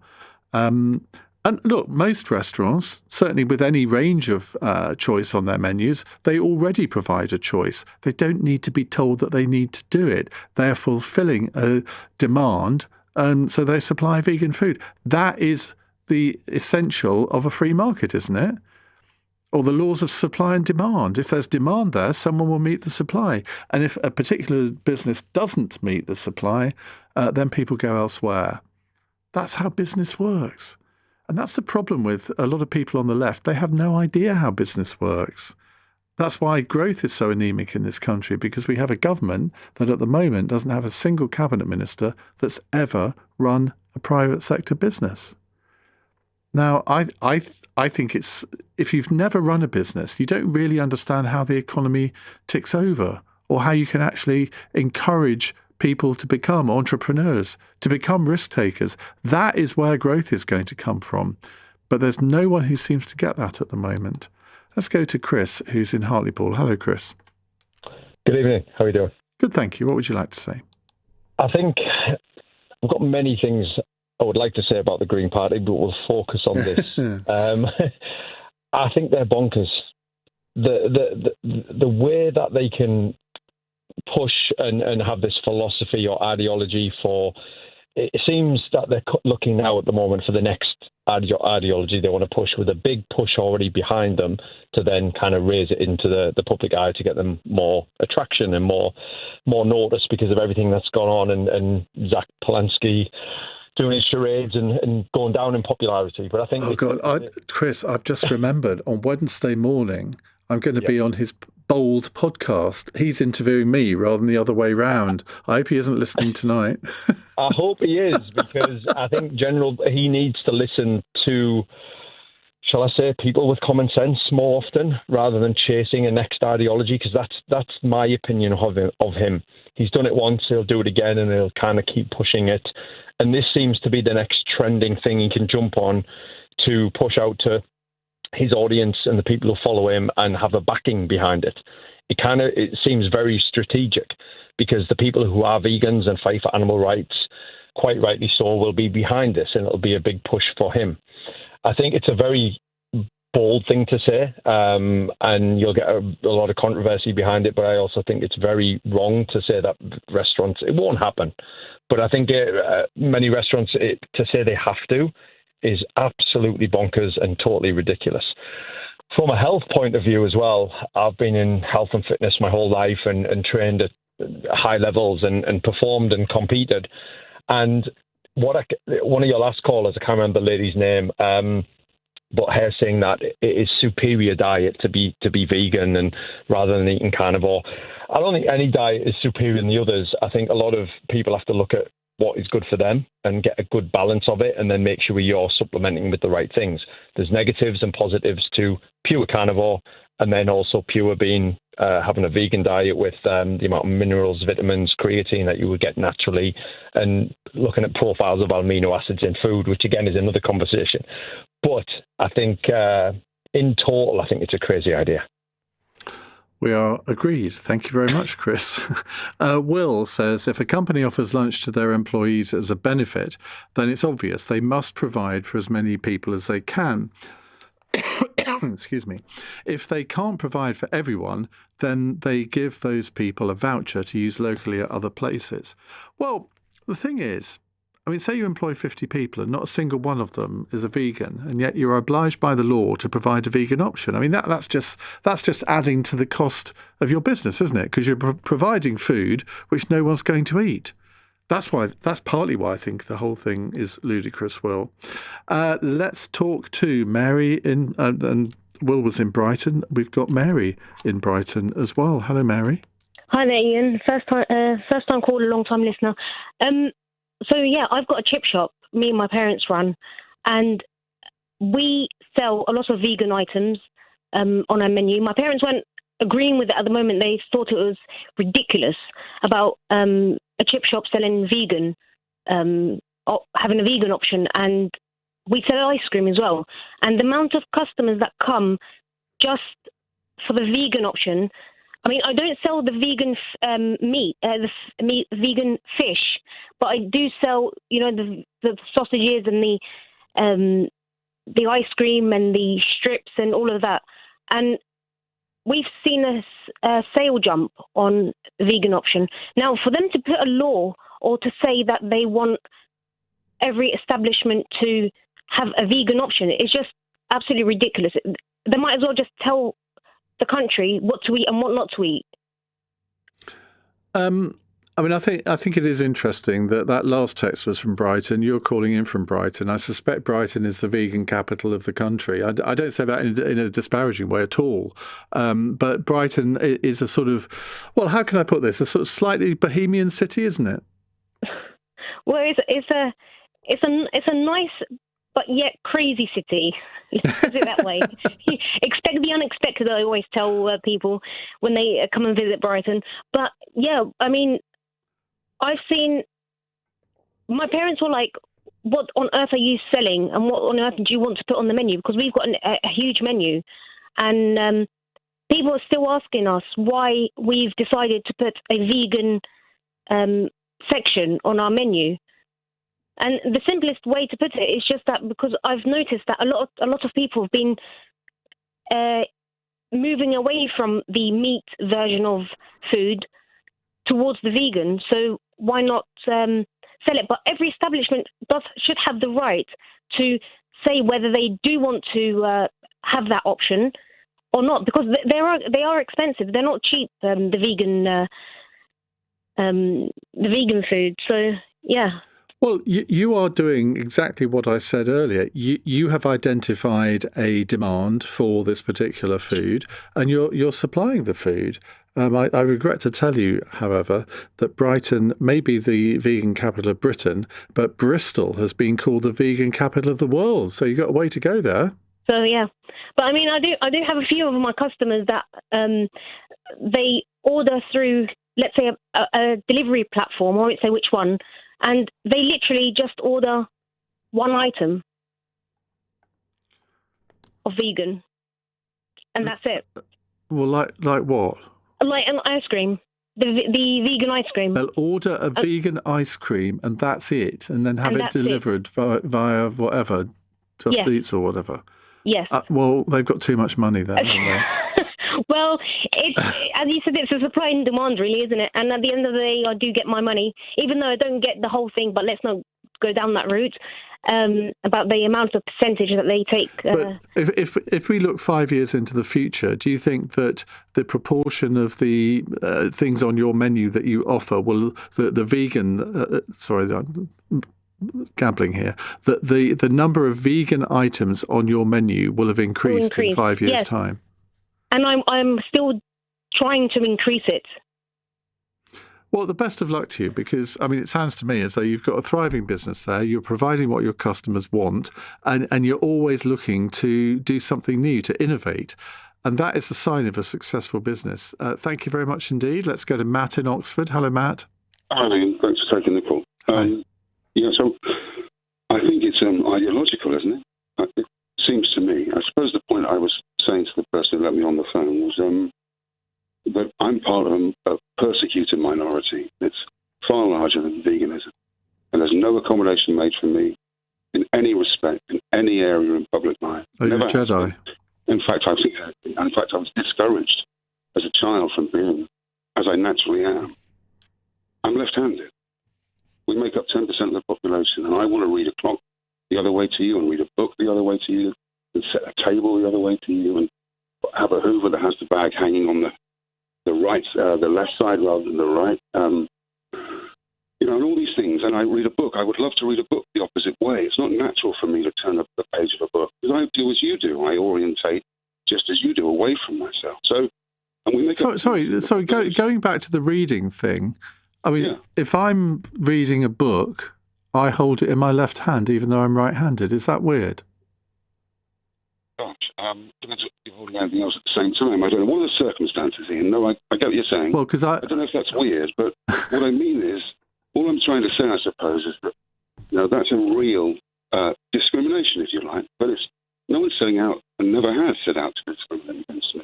It's just that I'm part of a minority, and so I have to adapt to some extent. And your point about market forces is very fair. So if we legislate on the basis of the fact that some of us have to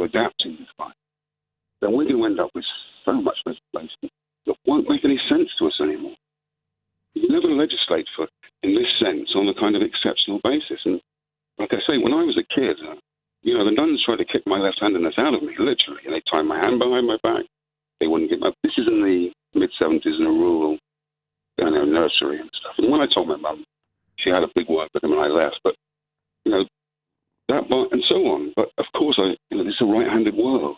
And it's omnivorous and kind of... No, you're absolutely right. And the very fact that I'd never really thought about discrimination against, or effective discrimination against left-handed people shows that, maybe says something about me, I don't know.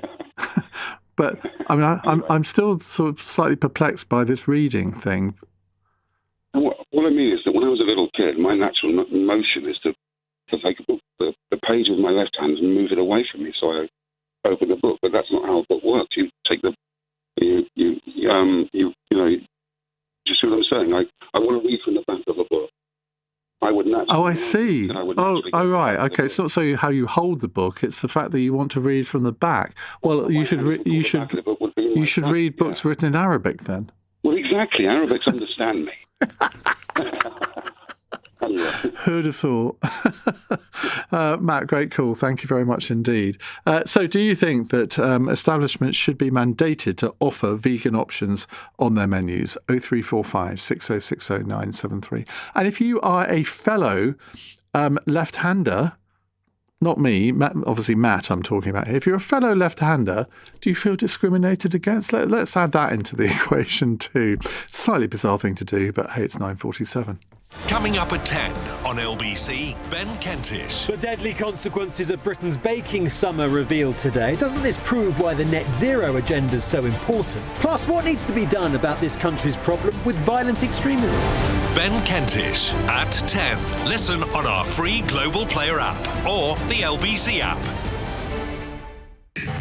When you're watching the match in bed, when you're streaming a game on your commute, when you just have to catch all the action. Come on, Go! Oops, sorry. Who cares? What's a spilt coffee after a goal like that?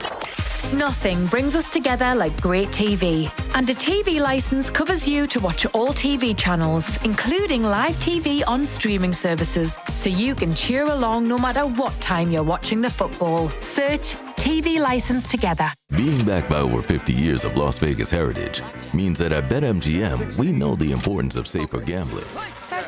Place your bet. So if gambling is always on your mind, or you feel like the show must go on and on, Good luck, player. then maybe it's time to call it a day. To find out more about how we can help you stay in control, visit the Safer Gambling section on the BetMGM app or website. BetMGM Casino, the real deal. 18 plus. Please gamble responsibly. At Waitrose, you know you're a food lover when the standout summer party spread even outshines the unfortunate weather. Make it a summer to remember with our delicious #1 summer range, including fresh Italian burrata with a creamy center on a bed of sweet and tangy aubergine caponata, and succulent aromatic coronation spatchcock with crispy Bombay spiced onions. Available now at Waitrose, the home of food lovers. Selected stores and lines subject to availability. When your husband's got his heart set on making the doer upper open plan, enjoy every thudding second of it. Yes! Be a step ahead with Barclays Premier, with our exclusive mortgage rates. Barclays, backing your future. Eligibility criteria apply. All mortgages are subject to application, financial circumstances and borrowing history. T's and C's apply. New Barclays mortgage applications only. Iain Dale on LBC. Text 84850. 9:49 on LBC. Brian says, are they seriously considering legislating something that for the larger restaurants and places that sell food is already in place, as there is a market? It's a talking point, nothing more, designed to score a few points with a small crowd.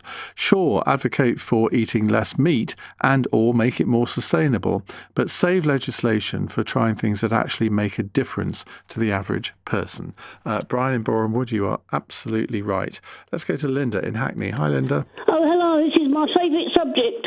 Oh, go on then. Far away. I think it's absolutely brilliant what the Green Party are advocating. I used to be a vegan before, and unfortunately I had to stop. But now I've decided I want to become vegan again because it's not only about diet, it's about animal products in all sorts of things, wool, and leather and on all sorts of things, animal welfare. And I think it's a brilliant idea. And vegan ice cream is fantastic. Vegan cheese is nice. We've got soya milk, you've got oat milk and all sorts of things. It's fantastic. Well, if it's that fantastic, why don't they recommend it to everyone? If it's that fantastic, why don't they basically say everyone should buy vegan food and will legislate to make them do so? Yeah, and people that buy meat should be fined. Are you pulling my leg? No, I'm not actually. That's wicked as well. That's cruelty. You should do it if I pull your leg. No, I'm serious. I know many vegans. There's a vegan society that everyone can join. There are quite a lot of vegans out there in the world, and I want to promote veganism. Why? I may regret asking this question, Linda, but why did you stop being a vegan? When I reached a certain age, I got allergies, so I couldn't eat nuts and stuff. So, I still feel guilty, so I've decided to go back to being a vegan. Well, yeah, but I have an EpiPen. If I eat nuts or anything like that, I go into anaphylactic shock.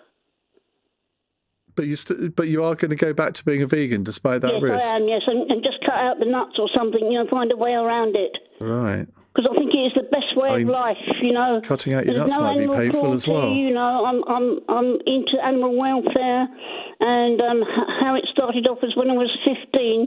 Unfortunately, my parents took me to see a bullfight, and that's what started me off into being an activist as well, but a peaceful one. Well, good luck in your return to veganism, Linda. Thank you very much indeed for your call. Terry says, OMG, Iain, yet more ultra-processed food being foisted on the public. We should be encouraging people to eat natural, unprocessed foods. The processes for extracting vegetable oils and inserting the taste additives for vegan food require solvents and noxious chemicals. A great read on these very matters is The Hunger Code by Jason Fung. Or is it Fung? I don't know. Amy is a new caller in Hillingdon. Lots of new callers tonight. We always love new callers. Amy, hi. Oh, no, wrong button. Sorry, I pressed the wrong button there, Amy. Oh, hi, good evening. Yeah, I've been listening to LBC since I was a child, so it's the first time I'm calling in, but I think it shows how passionate us vegans are when this topic has come up. But essentially, I am a vegan who doesn't force my beliefs on anyone. So my husband eats meat, although he's made some great choices over the years to reduce the amount he has, and he loves his oat milk in his coffee, so he's made those changes. But yeah, as a vegan myself, although I'm so passionate about what I choose to eat and the beliefs I have around not harming animals and the health impact, I don't think it should be forced on any business or restaurant. It's their own personal choice. Just like a vegan restaurant shouldn't be forced to offer a meat option if they don't want to. But equally, I just think it's a terrible business move if they didn't offer a vegan meal. Like, why would you not want to offer that? If I'm going out with a big group of friends and there isn't a vegan option on the menu, we're just simply not going to go there. So even places like Nando's has fantastic vegan options. So we love going for a family meal there. My kids, my husband, they may choose to have chicken or mac and cheese and stuff like that. And I'll choose the lovely vegan alternatives that they have. Well, I think you're absolutely right in that if I was running some sort of chain of restaurants, I would absolutely always have a vegan option on the menu. My point is more to the smaller businesses who may have an established customer base who, they're just not into vegan food. So why should they be forced not only to offer a vegan option, but then, of course, to buy the products in to make it? It's adding an unnecessary cost to the business, isn't it? Yeah, and I get that as well. But I think with the right planning, again, with any business, they can still make their company available to whoever wants to go there. So there's a new steak restaurant opening in our area, and they were promoting it on social media. And I did drop a comment on there asking them to consider us vegans. And there was a few people replying to that comment saying, oh, but it's a steak restaurant. But again, if my husband wants to go and have steak, I'd like to go with him as well. And they're also selling burgers. So I don't think it's that difficult or expensive to have vegan burgers in a freezer in the back of their kitchen that aren't going to go out of date. They're going to sell them eventually. And once they promote that they have a vegan option, there are plenty of vegans and vegetarians out there now that would really appreciate being thought of and having that option. You are the voice of common sense, Amy. Why have you left it so long to make your first time call? Well, I will also just say one more thing just about veganism. If anyone is out there just thinking that they want to make some changes, I would just say do it. I've lost 8.5 stone. I've changed my life. That's a big part through being vegan and vegetarian and my change of diet, but also through Slimming World. So a little plug for them who have helped me change my life. But with veganism and vegetarianism, the text that was just read out about processed food, just to go back to studies and research into that as well, processed meat is so much more dangerous for your health and in terms of risk of cancer than processed plants, basically. So I would just bring that back. If you have a concern about processed foods, actually vegan is still the way to go. And you can eat so many whole foods and keep it so plant-based and natural. But equally, I am a bit of a junk food vegan as well. I make it Slimming World friendly, but I still love my vegan burgers. I still love chips. I still love all of those lovely foods that we can enjoy. But yeah, I think it's all about choice power, making changes where you can. It's better for the animals. It's better for us. It's better for our health. So that's what I have to say. Wow. Amy, thank you. Let's finally go to Colin, who's in Bournemouth. Hello, Colin. Hello, Ian. Nice to talk to you. I was just saying to your chap that I worked in a slaughterhouse in my early 20s, and I've been vegan ever since. I'm nearly 60 now. Purely because of what you saw? Purely because what I saw. It was my job to sort of inspect carcasses, looking for abnormalities such as cysts and so on. And the worst part about it is, since I've left... How on earth do you get into that? Yeah, well... I mean, I guess someone has to do it, but why you, Colin? For that one, for not sending me towards uni. But some of my friends who carried on in the industry told me that job has since been made redundant because health and safety think there's more harm being put into the carcass by the knife slicing open the carcass, and therefore the risk of bacteria getting in. So that job was apparently made redundant. So I just think now that carcass goes through the production and the cysts that I would have been looking for are no longer searched for by anybody. Well, that's not very reassuring, is it? Is it not? No. Well, that helps me through the 4 decades of not eating meat. Well, you see, I think you've probably persuaded more people to become vegan after what you said than Nicole did. I haven't convinced my own sons yet, but when I smell them cooking, say, mince or steak in the house, it literally turns my stomach because the images still come back to me from 40 years previous. But I was saying to your researcher that I still don't think that restaurants should be forced to sell a vegan option. No. Because I worry that they'd bring out the wrong product from what I requested. So if I want to go out for a meal, I will only go to a vegan restaurant, and I think vegan restaurants might suffer. All right, Colin, we have to leave it there. We've reached the end of the show. Thanks for all of your calls and messages this evening. I'm back tomorrow from 7. Don't forget, there's a new Iain Dale All Talk podcast out. It's actually not a new one. It's from 2022, but it's a 90-minute interview I did with Anne Widdecombe about her life and career. So do download that and have a listen. Also, there'll be a new episode of Where Politics Meets History with me and Tessa Dunlop out in the morning.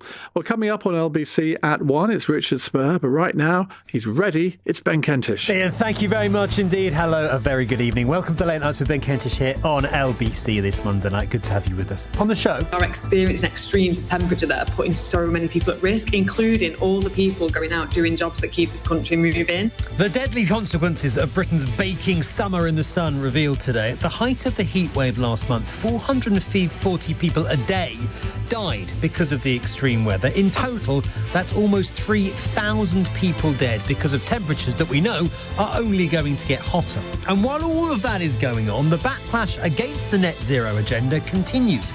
Don't the last few weeks prove that we need to be doing more in this country, not less, to tackle climate change? We should be scaling up net zero, not scaling it back.